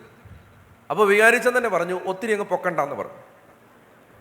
എല്ലാവരും പൊക്കുന്ന പോലെ പൊക്കിയാൽ മതി എന്നുള്ളത്. കുറ്റപ്പെടുത്തുകയല്ല, അതൊക്കെ അവിവേകമാണ്. അങ്ങനെയൊന്നും പറയരുത്. അച്ഛനും പറയരുത്, സിസ്റ്ററും പറയരുത്, അൽമായനും പറയരുത്. തീ കെടുത്തരുത്. ഒരു പാവപ്പെട്ടവൻ തീ പിടിച്ച് വന്നിരിക്കുകയാണ്, അവനെ കത്തിച്ചെടുക്കണം. അവനെ രൂപതയ്ക്കും സഭയ്ക്കും ഇടവയ്ക്കും പ്രയോജനപ്പെടുത്തണം. അവനെ കത്തിച്ചെടുക്കണം, അല്ല ഉള്ളത് കെടുത്തിക്കളയില്ല. നീ അവിടെ ഇരി, നീ കൂടുതൽ പറയണ്ട, അൽമായൻ ഒത്തിരി നെകളിക്കണ്ട, അല്ല നീ ഒത്തിരി നിന്നെ എനിക്കറിയാവുന്നതാണ്, നിന്റെ പ്രാർത്ഥന നിന്റെ ഓത്തറൊക്കെ അവിടെ ഇരിക്കട്ട്. നാളൊരാൾ പറയുന്നത് കേട്ട്, പുതിയൊരു സൈസ് കാർ ഇറങ്ങിയിട്ടുണ്ട്, പ്രാർത്ഥനാ കാർ. പരിഹാസമാണ്. പ്രാർത്ഥനാ car, Audi car, Benz car, പ്രാർത്ഥനാ കാർ. കളിയാക്കരുത്. അവർ പ്രാർത്ഥിച്ച് പഴിച്ച് പൊക്കോട്ട്, നമ്മളോ പ്രാർത്ഥിക്കുന്നില്ല. അത് നിങ്ങൾ പ്രാർത്ഥിക്കട്ട്. ഇനി അത് നിങ്ങൾക്ക് ചിലപ്പോൾ കുറവുണ്ടാവും, ഉണ്ടെങ്കിൽ അത് തിരുത്തി കൊടുക്കും. കെടുത്തരുത്. ഇതിനാരും മെച്ചമല്ല. നമുക്ക് ഒത്തിരി സങ്കടമുള്ളതുകൊണ്ടാണ് പറയുന്നത്. കെടുത്തരുത്, തീ കെടുത്തരുത്. പറഞ്ഞേ ഹല്ലേലൂയ. അപ്പൊ തീ കത്തണമെങ്കിൽ തീയോട് അടുത്ത് നിൽക്കണം. എല്ലായിടത്തും തീ കത്തത്തില്ല. അതിനെന്ത് ചെയ്യണമെന്നറിയാമോ? തീ ഉള്ളെടുത്ത് ഈ നിൽക്കണം. അതിനെ ഞാൻ പറയുന്നത്, പരിശുദ്ധാത്മാവിനെ കുറിച്ച് കേൾക്കണം, വായിക്കണം, പഠിക്കണം, അറിയണം. ആത്മാവ് നിറഞ്ഞ മനുഷ്യരോട് സംസാരിക്കണം. അവരെന്താ ചെയ്യുന്നതെന്ന് ശ്രദ്ധിക്കണം. അപ്പോഴാണ് പരിശുദ്ധാത്മാവ് ഒരു ദാഹമായിട്ട് മാറത്തുള്ളൂ. പറഞ്ഞേ ഹല്ലേലൂയ. ഞാൻ ഓർക്കുന്നുണ്ട്, എൻ്റെ ചെറുപ്പത്തിൽ അന്നൊന്നും ഒന്നും അറിയത്തില്ല, ഇന്നും അറിയത്തില്ല, അന്നൊട്ടും അറിയത്തില്ല. ഞാൻ ആര്യങ്കാവിലാണ് ജനിച്ചു വളർന്നത്. നിങ്ങൾക്കറിയാമല്ലോ ആര്യങ്കാവ്? അറിയാമോ? പോയിട്ടില്ലെങ്കിലൊന്ന് പോകണം, നല്ല സ്ഥലമാണ് ആര്യങ്കാവിൽ. കുഗ്രാമമാണ്. ഇപ്പം അതൊക്കെ പറഞ്ഞാൽ അവരെന്നെ ചീത്ത വിളിക്കും. ഇപ്പം കുഗ്രാമം എന്നൊക്കെ പറഞ്ഞാൽ അങ്ങനെ കുഗ്രാമമായിരുന്നു. അപ്പം ആ കുഗ്രാമത്തിൽ പക്ഷെ ദൈവം എനിക്ക് വലിയൊരു ഔദാര്യം ചെയ്തു തന്നത്, ഞങ്ങളുടെ നാട്ടിൽ കുറേ ആളുകൾ ഡിവൈൻ ധ്യാന കേന്ദ്രത്തിൽ പോയി ധ്യാനം കൂടി 1980-കളിൽ. അപ്പോൾ അവർ പോയി തിരിച്ചു വന്നിട്ട് അതിലെ ഒരു ചേട്ടൻ കള്ള് ഷാപ്പ് നടത്തുന്ന ആളായിരുന്നു. ആ ചേട്ടൻ ധ്യാനം കൂടി തിരിച്ചു വന്ന് ഈ ചാരായ ഷാപ്പിലെ ജോലി ഉപേക്ഷിച്ചു. അന്ന് ഗവൺമെൻറ്റിൻ്റെ ആനുകൂല്യമൊക്കെ ഉണ്ടായിരുന്ന ഈ പെൻഷൻ അങ്ങനെയുള്ള കാര്യമെല്ലാം കിട്ടുന്ന ജോലിയാണ് ചാരായ ഷാപ്പിലെ ജോലി. ആ ചാരായ ഷാപ്പിലെ ജോലി അയാൾ എല്ലാ ആനുകൂല്യങ്ങളും വേണ്ടാന്ന് വെച്ച് ഉപേക്ഷിച്ചു കർത്താവിന് വേണ്ടി. അപ്പം നമ്മൾ ചെറിയ കുട്ടിയായിരിക്കുമ്പോൾ കാണുകയാണിത്. അതായത് മനുഷ്യർ യേശുവിനെ ആരാധിച്ചിട്ട് വരുന്നു, മദ്യപാനം നിർത്തുന്നു, എന്നിട്ട് അങ്ങനെ. അപ്പം അങ്ങനെ തിരിച്ചു വന്നു കഴിഞ്ഞിട്ട് ഈ മനുഷ്യൻ അദ്ദേഹത്തിന് ഭയങ്കര ആഗ്രഹമാണ്. അപ്പോൾ അദ്ദേഹത്തിൻ്റെ നാട്ടുകാർ ഒരു ഇരട്ടപ്പേരിട്ടു പ്രൈസ് ദി ലോർഡ് എന്ന്. അദ്ദേഹത്തിൻ്റെ ഇരട്ടപ്പേരാണ് പ്രൈസ് ദി ലോർഡ്. ഞാൻ ഓർക്കുന്നുണ്ട്, ഈശോയുടെ പടമുള്ള ഒരു പുതിയ നിയമം ബൈബിൾ ഡിവൈനിൽ നിന്ന് അടിച്ചിറക്കുമായിരുന്നു. ആ ബൈബിളൊക്കെ പിടിച്ച് ഈ മനുഷ്യൻ ഇങ്ങനെ യേശുവിനെ പ്രഘോഷിക്കാൻ നടക്കുമ്പോൾ എല്ലാവരും കളിയാക്കും പ്രൈസ് ദി ലോർഡ് എന്ന് പറഞ്ഞിട്ട്. വലിയവരാരും അങ്ങേര് പറയുന്ന സുവിശേഷമോ വചനമോ കേൾക്കാൻ നിൽക്കത്തില്ല, പരിഹസിക്കും. അപ്പം ഇദ്ദേഹത്തിനാണെങ്കിൽ ഈ ആത്മാവ് നിറഞ്ഞവൻ ആരോടേലും പറയണം. ഞാൻ വളരെ പേടിത്തൊണ്ടനും ദുർബലനും അന്തർമുഖനുമായൊരു കുട്ടിയായിരുന്നു. ആരെങ്കിലും എന്നോട് ഇങ്ങനെ കണ്ണുരുട്ടിയിട്ട് എന്തെങ്കിലും പറഞ്ഞാൽ ഞാനത് അങ്ങനെ പേടിച്ച് നിന്ന് കേൾക്കുന്ന ആളായിരുന്നു. ഇത് മനസ്സിലാക്കി ഈ മനുഷ്യൻ എന്നെ വിളിച്ച് നിർത്തി എല്ലാ ദിവസവും സുവിശേഷം പറയുകയാണ്. എനിക്ക് ഓടി രക്ഷപ്പെടണമെന്നുണ്ട്. ക്രിക്കറ്റ് കളിക്കാൻ കൂട്ടുകാർ നിൽക്കുന്നു, അടിച്ചോ പിടിച്ചോ കുട്ടിയും ഗോലിയൊക്കെ കളിക്കാൻ ആളുകൾ നിൽക്കുന്ന സമയത്താണ് എന്നെ വിളിച്ചിട്ട് ഈ മനുഷ്യൻ യേശുക്രിസ്തു ആകാശത്തിന് കീഴിൽ മനുഷ്യരുടെ ഇടയിൽ രക്ഷയ്ക്ക് വേണ്ടി യേശുവിൻ്റെ നാമമല്ലാതെ. ഞാൻ പേടിച്ച് നിന്നതല്ല, കാരണം എനിക്ക് പേടിയാണ്. ഞാൻ സത്യമായിട്ട് പറയുകയാണ്. ഞാൻ 1-ാം ക്ലാസ്സിൽ ചേർത്തപ്പോൾ എൻ്റെ ബന്ധുവായിരുന്ന ഒരു കുട്ടിയോട് എൻ്റെ അമ്മ പറഞ്ഞു, ഭയങ്കര പേടിയാണ് മോനെ, നീ കൊണ്ടുവരണേന്ന് പറഞ്ഞു. അവൻ എൻ്റെ പേടി മനസ്സിലാക്കിയതുകൊണ്ട് അവൻ എന്നെ വിളിക്കാതെ ഓടും. ഞാൻ ഓർക്കുന്നില്ല ഇപ്പോഴും അവൻ്റെ പുറകെ എന്നെ കൂടെ കൊണ്ടുപോടാ എന്ന് പറഞ്ഞ് കരഞ്ഞുകൊണ്ട് ഓടുന്ന ഒരു 5 വയസ്സുകാരനെ എൻ്റെ ഓർമ്മയിലുണ്ട്. ഈ പേടിയായിരുന്നു. അപ്പോൾ ഈ പേടിയായതുകൊണ്ട് ഞാൻ ഈ ചേട്ടൻ പറയുന്നതെല്ലാം കേൾക്കും. അപ്പോൾ ഈ ചേട്ടൻ, ഞാൻ വലിയ കള്ളുകുടിയനും ഡ്രഗ് അഡിക്റ്റും വലിയ കൊടുമ്പാവി എന്ന വിധത്തിലാണ് എന്നോട് പറയുന്നത്. മാനസാന്തരപ്പെട്ട് സ്വർഗരാജ്യത്തിൻ്റെ ഭാഗമായില്ലെങ്കിൽ കെടാത്ത തീയും ചാകാത്ത കുഴിയുമായി എന്നോട് പറയാൻ. ഞാൻ ഒന്നാമത് എനിക്ക് പേടിയാണ്. അപ്പോൾ ഇതെല്ലാം വേറെ എന്താ പറയുക, അദ്ദേഹം വേറെ ആരോട് പറഞ്ഞാലും അവർ ഇദ്ദേഹത്തെ ചീത്ത വിളിക്കും. അപ്പോൾ ഒരു ദിവസം അദ്ദേഹം പറഞ്ഞു, നീ നന്നായിട്ട് വചനം ശ്രദ്ധിക്കുന്നുണ്ട്, അതുകൊണ്ട് നമ്മൾ രണ്ടും ഒരു ടീമാണ്. എനിക്കല്ല എന്ന് പറയണമെന്നുണ്ട്, ഞാനില്ല, പക്ഷേ എനിക്ക് പേടിയാണ് പറയാൻ. അപ്പോൾ എന്നോട് അദ്ദേഹം പറയണം, നമ്മൾ രണ്ടും ഒരു ടീമാണ്. ഓക്കെ.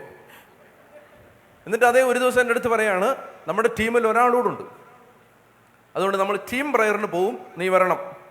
10 വയസ്സേ ഉള്ളൂ എനിക്ക്. അപ്പം ടീം പ്രയറിന്, അപ്പോൾ ആര്യങ്കാവ് സെൻറ്റ് മേരീസ് ഹോസ്പിറ്റലുണ്ട്, സിസ്റ്റേഴ്സ് നടത്തുന്ന ഹോസ്പിറ്റൽ. ആ ഹോസ്പിറ്റലിൽ ഒരു ഡോക്ടറുണ്ട്, ഡോക്ടർ സേതു സുബ്രഹ്മണ്യം. ഇപ്പോഴും ഉണ്ട്, ആളെ ഇന്നാളിലും കണ്ടായിരുന്നു ഞാൻ. സാധു സുന്ദർ സിംഗിൻ്റെ ജീവിതം വായിച്ച് മാനസാന്തരപ്പെട്ട ആളാണ് സേതു സുബ്രഹ്മണ്യം. ബ്രാഹ്മണനായിരുന്നു. സാധു സുന്ദർ സിംഗിൻ്റെ ജീവിതം വായിച്ച് മാനസാന്തരപ്പെട്ടു, യേശുവിനെ അറിഞ്ഞു. ഈ മനുഷ്യൻ ഭക്തനാണ്, തീയുള്ള ആളാണ്. ആ ഡോക്ടറും ഈ ചേട്ടനും ഞാനും ടീമാണ്. എനിക്ക് 10 വയസ്സേ ഉള്ളൂ. വേറെ ആരും കൂടാത്തതുകൊണ്ട് എന്നെ കൂട്ടിയിരിക്കുകയാണ്. എന്നിട്ട് ഇവർ ആര്യങ്കാവ് സെൻറ്റ് മേരീസ് ഹോസ്പിറ്റലിൻ്റെ തൊട്ടടുത്ത് ഡോക്ടർ സേതു സുബ്രഹ്മണ്യം താമസിക്കുന്ന ക്വാർട്ടേഴ്സിലെ അദ്ദേഹം ആളുകളെ കാണുന്ന ആ മുറിയിൽ കസേര ഇട്ടിരുന്ന് ഇവരിങ്ങനെ ഹാല ഹാല ഹാല ഹാല. എനിക്കൊന്നും അറിഞ്ഞൂടാ, ഞാൻ ഇങ്ങനെ നോക്കിയിരിക്കും. അപ്പം ഞാനും ഹാല ഹാല ഹാല, എനിക്ക് അറിഞ്ഞൂടാ. പക്ഷെ നിങ്ങളൊരു കാര്യം മനസ്സിലാക്കണം, എൻ്റെ അച്ഛനായിട്ട് ഞാൻ ആദ്യമായിട്ട് 5 ദിവസത്തെ ഒരു ധ്യാനം നടത്തുന്നു. ഇതൊക്കെ ദൈവം തീയിടുന്ന എങ്ങനെ ഞാൻ പറയുകയാണ്. അപ്പോൾ അന്ന് ഞാൻ നമ്മുടെ തണ്ണിത്തോട്ടിൽ കൊച്ചച്ഛനായിട്ട് ഇരിക്കുമ്പോഴാണ് കാർമല പള്ളിയിൽ ധ്യാനം. ഇതാണ് എൻ്റെ ആദ്യത്തെ ധ്യാനം. അത് അച്ഛനായിട്ട് 2-3 ആഴ്ചയായുള്ളൂ.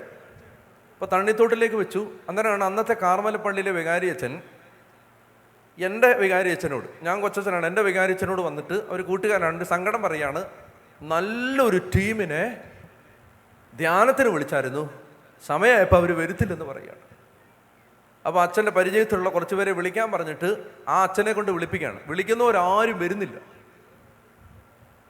ഞാൻ പൊട്ടനായിരുന്നുകൊണ്ടും ഞാൻ ഈ അവിവേകവും വിവരക്കേടും സമയം നോക്കാതെ അനുചിതമായ വർത്തമാനമൊക്കെ ഉണ്ടായിരുന്നില്ല. ഇപ്പോഴും ഉണ്ട് കുറച്ച്. അപ്പോൾ ഞാനതുകൊണ്ട് ചുമ്മാ അവിടെ നിന്നിട്ട് പറഞ്ഞു, ആരുമില്ലെങ്കിൽ ഞാൻ നടത്താൻ പറഞ്ഞു. അവിവേകം പറഞ്ഞാണ്. എൻ്റെ വികാരിച്ചൻ എന്നെ രൂക്ഷമായിട്ട് നോക്കി. വെടലത്തരം പറയുന്നു എന്നാണ് ആ നോട്ടത്തിൻ്റെ അർത്ഥം. ഞാൻ പറഞ്ഞ ആരുമില്ലെങ്കിൽ ഞാൻ നടത്താം, 5 ദിവസത്തിൽ ഞാൻ നടത്തിത്തരാന്ന്. 5 ദിവസം പോയിട്ട് 5 മിനിറ്റ് പറയാനുള്ള ഗ്യാസ് പോലും എൻ്റെ കയ്യിലില്ല. ചുമ്മാ പറഞ്ഞാണ്. എൻ്റെ ഭാഗ്യക്കേട് കൊണ്ടോ ആ ജനത്തിൻ്റെ ഭാഗ്യക്കേട് കൊണ്ടോ എനിക്ക് അറിഞ്ഞുകൂടാ, അവർക്ക് ആരെയും കിട്ടിയില്ല. ഒരു 2 ദിവസം മുമ്പ് എന്നോട് ആ വികാരിച്ചൻ, കാർമലപ്പള്ളിയിലെ അന്നത്തെ വികാരിച്ചൻ ചോദിക്കുകയാണ്, നീ സീരിയസ് ആയിട്ട് പറഞ്ഞാണോ, നീ നടത്താവോ? ഞാൻ പറഞ്ഞു, ഞാൻ ചുമ്മാ പറഞ്ഞാണ്. അപ്പോൾ ആ അച്ഛൻ എൻ്റെ അടുത്ത് പറയണം, അത് പറ്റില്ല, ഞാൻ ഓൾറെഡി അവിടെ പള്ളി പറഞ്ഞു പോയി, നീ വരുമെന്ന്, നീ വരണം. ഞാൻ പറഞ്ഞു, ഇതെന്ത് പരിപാടിയാണ്? 5 ദിവസത്തെ ധ്യാനം. ഞാൻ പറഞ്ഞു, ധ്യാനം എന്ന് പറഞ്ഞാൽ എന്തൊക്കെയുണ്ട്? അപ്പോൾ ധ്യാനം എന്ന് പറഞ്ഞാൽ അച്ഛൻ പറഞ്ഞു, ഒരു ടീം വേണം. ടീം, നിനക്ക് ടീമുണ്ടോ? എനിക്ക് ഞാൻ തന്നെ ഇല്ലാത്ത കാലമാണ്, എനിക്ക് ടീമൊന്നുമില്ല. അപ്പം അച്ഛൻ പറയാണ്, ടീം വേണം, നീ തന്നെ വന്നാൽ പോരാ, ടീം വരണം. ഞാൻ പറഞ്ഞു, ടീം എന്ന് പറഞ്ഞാൽ മിനിമം ഒരു ടീമിൽ 3 പേര് വേണം. ആരൊക്കെ? 1 പാട്ട് പാടുന്ന ആൾ, 2 ഹാലേലുയ്യ ഒക്കെ പറഞ്ഞ് ആളുകളെ സൂചിപ്പിക്കാൻ ഒരാൾ. നിനക്കത് അറിയത്തില്ലെന്ന് എനിക്കറിയാം. അതിന് ഒരാൾ. അപ്പോൾ 3 പേര് മതി എന്ന് പറഞ്ഞു. അപ്പം ഞാൻ ഓർത്ത്, ദൈവമേ ഇനി. അപ്പോഴാണ് ഞാൻ സെമിനാരി പഠിച്ചുകൊണ്ടിരുന്ന സമയത്ത് പിള്ളേർക്ക് ക്ലാസ് എടുക്കാൻ പോകുമായിരുന്നു, ട്യൂഷൻ പഠിപ്പിക്കാൻ, ഇംഗ്ലീഷ് പഠിപ്പിക്കാനൊക്കെ പോകുമായിരുന്നു. അപ്പോൾ ആ സമയത്ത് ഈ പിള്ളേർക്ക് ക്ലാസ് എടുക്കാൻ പോകുമ്പോൾ എന്നോട് പാടാൻ വന്നിരുന്ന ഒരു ചെറുപ്പക്കാരനുണ്ട്. ഞാൻ അവനെ വിളിച്ചിട്ട് പറഞ്ഞു, നീ ധ്യാനത്തിന് പാടുവോ? അവൻ പറഞ്ഞാൽ പാടും, എനിക്ക് പാട്ടൊക്കെ അറിയാം, നമ്മുടെ ഈശോയുടെ പാട്ടൊക്കെ, അത് ഞാൻ പാടാം. ഞാൻ പറഞ്ഞു, നീ ഇങ്ങനെ കരിസ്മാറ്റിക്കാരും മറ്റേ ഹാലേലിയൊക്കെ പറയുമോ? അയ്യോ അത് ഞാൻ പറയത്തില്ലെന്നു. അപ്പം നീ പാടുമല്ലേ? പാടും. ഈ കീബോർഡ് വായിച്ച് പാടുമോ? പാടും. എന്നാൽ അതും കൊണ്ട് വരാൻ പറഞ്ഞു. ടീമാവുകയാണ്. ഇനി ഞാൻ ആലോചിച്ചു, ദൈവമേ ഈ ഹല്ലേലൂയ പറയാൻ ആരെ കിട്ടും? അത് വേണം, കരിസ്മാറ്റിക് ധ്യാനത്തിന് അത് വേണം. എന്ത്? ഹല്ലേലൂയ പറഞ്ഞ് ഇങ്ങനെ സ്തുതിക്കണം. അന്നേരമാണ് ഞാൻ ഓർത്തത്, ഒരു ദാക്ഷിണ്യമില്ലാതെ 10,000 ഹല്ലേലൂയ എന്നെ പിടിച്ചു നിർത്തി എന്നെ വിരട്ടി പറഞ്ഞ ഒരുത്തനുണ്ട്. അങ്ങേർക്ക് പണി കൊടുക്കാൻ ഇതിനേക്കാളും നല്ലൊരു അവസരം ഇനി ജീവിതത്തിൽ വരാനില്ല. ഞാൻ പുള്ളിയെ വിളിച്ചിട്ട് പറഞ്ഞു, ചേട്ടാ ഇപ്പം എന്നാ എടുക്കാൻ ചോദിച്ചു. അപ്പോൾ പറഞ്ഞു, ഞാൻ ഒന്നുമില്ല, ഇപ്പം കൃഷിപ്പണി ഒന്നുമില്ല, ഞാൻ ഫ്രീ ആണ്. എന്ത്? ഞാൻ പറഞ്ഞു, നമുക്ക് ഹല്ലേലൂയ പറയാൻ സ്തുതിപ്പിക്കാൻ വരുന്നോ? എവിടെ? ഞാൻ പറഞ്ഞു, ഇവിടെ കാർമലപ്പള്ളിയിൽ കോന്നിയിൽ. പിന്നെ അതിനെന്ത്, ഞാൻ വരാമെന്ന് പറഞ്ഞു. അങ്ങനെ ആ ചേട്ടനും, നിങ്ങൾ ആലോചിച്ച് നോക്കി, 10ാമത്തെ വയസ്സിൽ എന്നെ കൊണ്ടുപോയി വിരട്ടി ഹല്ലേലൂയ പറയിച്ചവൻ എൻ്റെ ആദ്യത്തെ 5 ദിവസത്തെ ധ്യാനത്തിന് സ്തോത്രം പറയാൻ വന്നിരിക്കുകയാണ്. ഇതാണ് ദൈവത്തിൻ്റെ, ഇത് തീ ഇടുന്ന അങ്ങനെയാണ് ദൈവം. എന്നിട്ട് അദ്ദേഹം വന്നു. അദ്ദേഹം വളരെ എക്സ്പീരിയൻസ്ഡാണ്, എനിക്ക് പേടിക്കേണ്ട കാര്യമൊന്നുമില്ല. എനിക്ക് എന്ത് ചെയ്താൽ മതി? ബൈബിൾ തുറന്ന് എന്തെങ്കിലും പറഞ്ഞാൽ മതി. മറ്റവൻ പാടും, ഇങ്ങേര് സ്തുതിപ്പിക്കും. 5 ദിവസത്തെ ധ്യാനം കഴിഞ്ഞിട്ട് പിന്നെ എനിക്ക് ഇരിക്കാൻ സമയം കിട്ടിയിട്ടില്ല. ഞാൻ ഈ നാട്ടിലെ അറിയപ്പെടുന്ന ഒരു ധ്യാനഗുരുവായി മാറി. ഞാൻ മനഃപൂർവ്വം വേണമെന്ന് പറഞ്ഞ് ചെയ്തതല്ല, ഒരു വെടല വർത്താനം പോകുന്ന വഴിക്ക് പറഞ്ഞിട്ട് പോയതാണ്. മനസ്സിലായോ? അതുകൊണ്ട് ആവശ്യമില്ലാത്തത് പറയരുത്. ഇപ്പൊ കണ്ടില്ലേ, മനുഷ്യന് കുളിക്കാനും സമയമില്ല, നനയ്ക്കാനും സമയമില്ല. പറഞ്ഞേ ഹല്ലേലൂയ. ഞാൻ പറയാൻ വന്നത് എന്തെന്നറിയാം, ഈ തീ ഇടുന്നത് അങ്ങനെയാണ്. അപ്പൊ അന്ന് അദ്ദേഹം വരട്ടി, അദ്ദേഹം ദൈവത്തിന്റെ പദ്ധതിയാണ്. അദ്ദേഹം അന്ന് ഇങ്ങനെ പറഞ്ഞ് പിടിച്ചു, നീ ഇത് കേൾക്ക്, ഇത് സുവിശേഷം, അതാണ് വചനം എന്നൊക്കെ പറഞ്ഞിട്ട് ഓരോന്നോരോന്ന് പറയുമ്പോൾ ഒരു തീ ഇടുകയാണ്, തീ കോരി ഇടുകയാണ് ആരോ അകത്ത്. പിന്നെ ഈ കൂട്ടിയിരുന്ന് പ്രാർത്ഥിക്കുമ്പോൾ തീ വരികയാണ്. പിന്നീട് കാലാന്തരത്തിൽ വെളിപ്പെടാനായി ദൈവം വെച്ചിരുന്ന അനേകം കാര്യങ്ങളുടെ വിത്ത് ദൈവം ഇട്ടൊരു കാലമായിരുന്നു അത്. പറഞ്ഞേ ഹല്ലേലൂയ. അത് ഞാൻ പറഞ്ഞു വരുന്നത്, തീ കെടുത്തുന്ന ആളുകൾ ഒത്തിരി ഉണ്ട് എല്ലായിടത്തും. അവരുടെ കൂടെ പോകരുത്. പ്രത്യേകിച്ച് ശ്രദ്ധിച്ചോണം. പരിശുദ്ധ കുർബാന, പരിശുദ്ധ അമ്മ, കുംഭസാരം, പൗരോഹിത്യം, ഇടവക, സഭ, ഈ തീ കെടുത്തുന്ന ആളുകൾ ഇഷ്ടം പോലെ ഉണ്ട്. ഇപ്പം ചെറിയ ചെറിയ ഗ്രൂപ്പുകൾ, ചെറിയ കൾട്ട് ഗ്രൂപ്പുകൾ കാണുമ്പോൾ എല്ലാം കത്തോലിക്ക വിശ്വാസത്തോട് ചേർന്ന് നിൽക്കുന്നതാണ് തോന്നും. സൂക്ഷിച്ച് അറിഞ്ഞ് ഒരുപാട് നാൾ കഴിയുമ്പോഴേ അറിയത്തുള്ളൂ ഇത് ശരിയല്ല എന്ന്. അതുകൊണ്ട് അങ്ങനെയുള്ള ഒരു വഴിക്കും പോകരുത്, തീ കെട്ടുപോകും. പറഞ്ഞേ ഹല്ലേലൂയ. ദൈവം തന്ന അഗ്നി കെട്ടുപോകും. അതുകൊണ്ട് ഇടവകളിൽ, കൂട്ടായ്മകളിൽ പൗരോഹിത്യത്തോട് ചേർന്ന്, സഭയോട് ചേർന്ന് ഈ തീ ആളിക്കത്തിക്കണം. ഞാൻ പറയാൻ വന്നത് എന്താണ്? ദാഹിക്കണം, യേശുവിൽ വിശ്വസിക്കണം, യേശുവിനെ വ്യക്തിപരമായി സ്നേഹിക്കണം, യേശുവിനോട് ബന്ധമുണ്ടാവണം, യേശുവിനെ ട്രസ്റ്റ് ചെയ്യണം. ഒന്നാമത്തേത്. രണ്ടാമത്തേത്, ദാഹിക്കണം. പരിശുദ്ധാത്മാവിന് വേണ്ടി ദാഹിച്ച് പ്രാർത്ഥിക്കണം. ആഗ്രഹമുണ്ടാവാൻ പരിശുദ്ധാത്മാവുമായി ബന്ധപ്പെട്ട് ഈ തീ കത്താൻ അനുകൂലമായ സാഹചര്യങ്ങൾ കാണുകയും കേൾക്കുകയും അടുക്കുകയും പരിചയപ്പെടുകയും ചെയ്യണം. അപ്പോൾ ഇതാണ് ദാഹം ഉണ്ടാകുന്നതിനുള്ള വഴി. ഈശോ പറയുന്നുണ്ട്, ദൈവത്തിൻ്റെ ആത്മാവ് പറയുന്നുണ്ട്, അതായത് ദാഹിക്കുന്നവന് ജീവജലത്തിൻ്റെ അരുവിയിൽ നിന്ന് കുടിക്കാൻ കൊടുക്കും. വായിക്കാം വെളിപാട് പുസ്തകം 22:17. വെളിപാട് 22:17 വായിക്കാം. ആത്മാവും മണവാട്ടിയും പറയുന്നു, വരിക. കേൾക്കുന്നവൻ പറയട്ടെ, വരിക. ദാഹിക്കുന്നവൻ വരട്ടെ. ആഗ്രഹമുള്ളവൻ ജീവന്റെ ജലം സൗജന്യമായി വാങ്ങട്ടെ. ആഗ്രഹമുള്ളവൻ ജീവന്റെ ജലം സൗജന്യമായി വാങ്ങട്ടെ. അടുത്തത്, മൂന്നാമത്തേത്, പരിശുദ്ധാത്മാവ് നിറയാൻ വചനം പറയുന്ന മൂന്നാമത്തെ വഴി ചോദിക്കണം. ചോദിക്കണം. ലൂക്കാ സുവിശേഷത്തിൻ്റെ 11-ാം അധ്യായം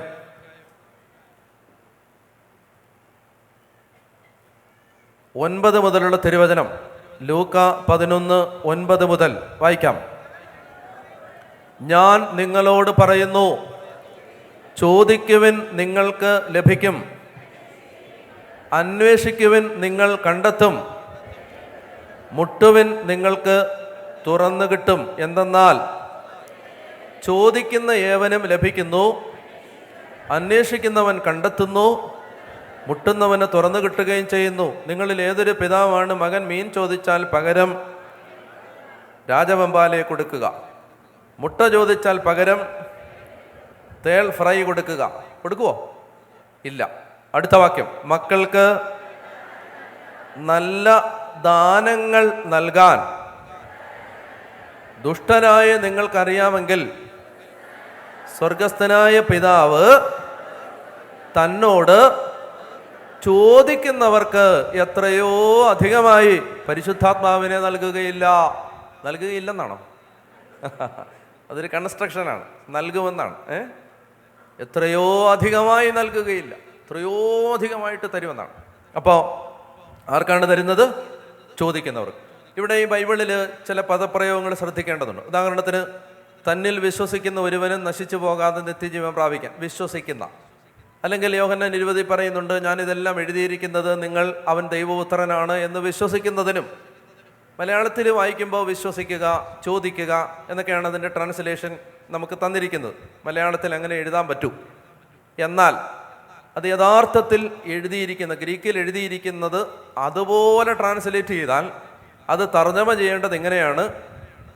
വിശ്വസിക്കുക, തന്നിൽ വിശ്വസിക്കുന്ന എന്നല്ല, തന്നിൽ വിശ്വസിച്ചുകൊണ്ടേയിരിക്കുന്ന എന്നാണ്. നിങ്ങളവൻ ദൈവപുത്രനാണെന്ന് വിശ്വസിക്കുന്നതിനും എന്നല്ല, നിങ്ങളവൻ ദൈവപുത്രനാണെന്ന് വിശ്വസിച്ചുകൊണ്ടേയിരിക്കുന്നതിനും. ചോദിക്കുവാൻ ലഭിക്കുമെന്നല്ല, ചോദിച്ചുകൊണ്ടേയിരിക്കുക നിങ്ങൾക്ക് ലഭിക്കും എന്നാണ്. അത് വൺ ടൈം ആസ്കിങ് അല്ല, ഒറ്റത്തവണ ചോദിക്കുന്ന അല്ല. മനസ്സിലായോ? ചോദിച്ചുകൊണ്ടേയിരിക്കുക.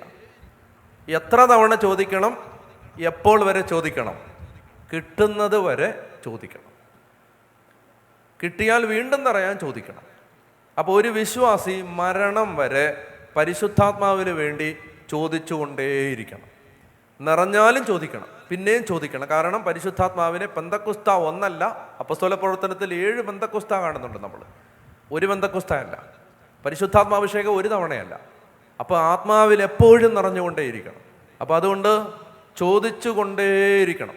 എങ്ങനെ ചോദിക്കേണ്ട? അതിന് നിയതമായി ചിട്ടപ്പെടുത്തിയ പ്രാർത്ഥനകൾ ഒന്നുമില്ല. പരിശുദ്ധാത്മാവിനോടല്ല, റൂഹാദ് കുദിശായ തമ്പുരാൻ എന്ന് പറഞ്ഞ് പഴയൊരു പ്രാർത്ഥനയുണ്ട്. പരിശുദ്ധാത്മാവെ വരണമേ എന്ന് പറഞ്ഞ് വേറൊരു പ്രാർത്ഥനയുണ്ട്. പിന്നെ സൃഷ്ടിക്കുന്ന ആത്മാവെ വന്നാലും, വേനി ക്രിയത്തൂർ സ്പിരിത്തൂസ് പറഞ്ഞ് ഒരു സഭയുടെ ഔദ്യോഗിക പരമ്പരാഗത പ്രാർത്ഥന, ഇങ്ങനെ ഒത്തിരി പ്രാർത്ഥനകളുണ്ട്. നമുക്ക് നമ്മുടെ ആരാധനക്രമത്തിൽ പ്രാർത്ഥനയുണ്ട്. ഈ പ്രാർത്ഥനകൾ ചൊല്ലുന്നത് നല്ലതാണ്. ഇനി അത് സമയമെടുത്ത് അങ്ങനെയുള്ള പ്രാർത്ഥനകളൊന്നും റെഗുലറായിട്ട് ചൊല്ലുന്നില്ലെങ്കിലും ഇങ്ങനെ ചെയ്യാൻ പറ്റും. എന്താ? എപ്പോഴും ഓർക്കുമ്പോഴെല്ലാം പ്രാർത്ഥിക്കണം, പരിശുദ്ധാത്മാവേ നിറയണേ, പരിശുദ്ധാത്മാവേ നിറയണേ. പിതാവേ, അങ്ങയുടെ ആത്മാവിനെ എൻ്റെ മേൽ വർഷിക്കണേ. കർത്താവേ, എന്നെ എപ്പോഴും പരിശുദ്ധാത്മാവിൽ നിറച്ച് കാത്തുകൊള്ളണേ, ആത്മാവിൽ നിറഞ്ഞ് ജീവിക്കാൻ സഹായിക്കണേ. ഞാൻ നിങ്ങളോട് പറയുകയാണ്, നിങ്ങളുടെ ജീവിതത്തിൽ ബാക്കി എല്ലാ പ്രാർത്ഥനകളും മറന്നുപോയാലും ഇത് നിങ്ങൾ മറക്കരുത്. ഒരു ക്രിസ്തീയ ജീവിതം ദൈവം ആഗ്രഹിക്കുന്ന നിലവാരത്തിലെത്തുന്നത് പരിശുദ്ധാത്മാവിൻ്റെ സഹായത്താൽ മാത്രമാണ്. പരിശുദ്ധാത്മാവിനെ മറന്നുകൊണ്ടുള്ള ഒരു ആത്മീയ ജീവിതത്തിന് പുരോഗതി ഒരിക്കലും ഉണ്ടാവില്ല. അതാണ് ഒരു കാര്യം. എന്താണ്? എപ്പോഴും ഓർക്കുമ്പോഴെല്ലാം.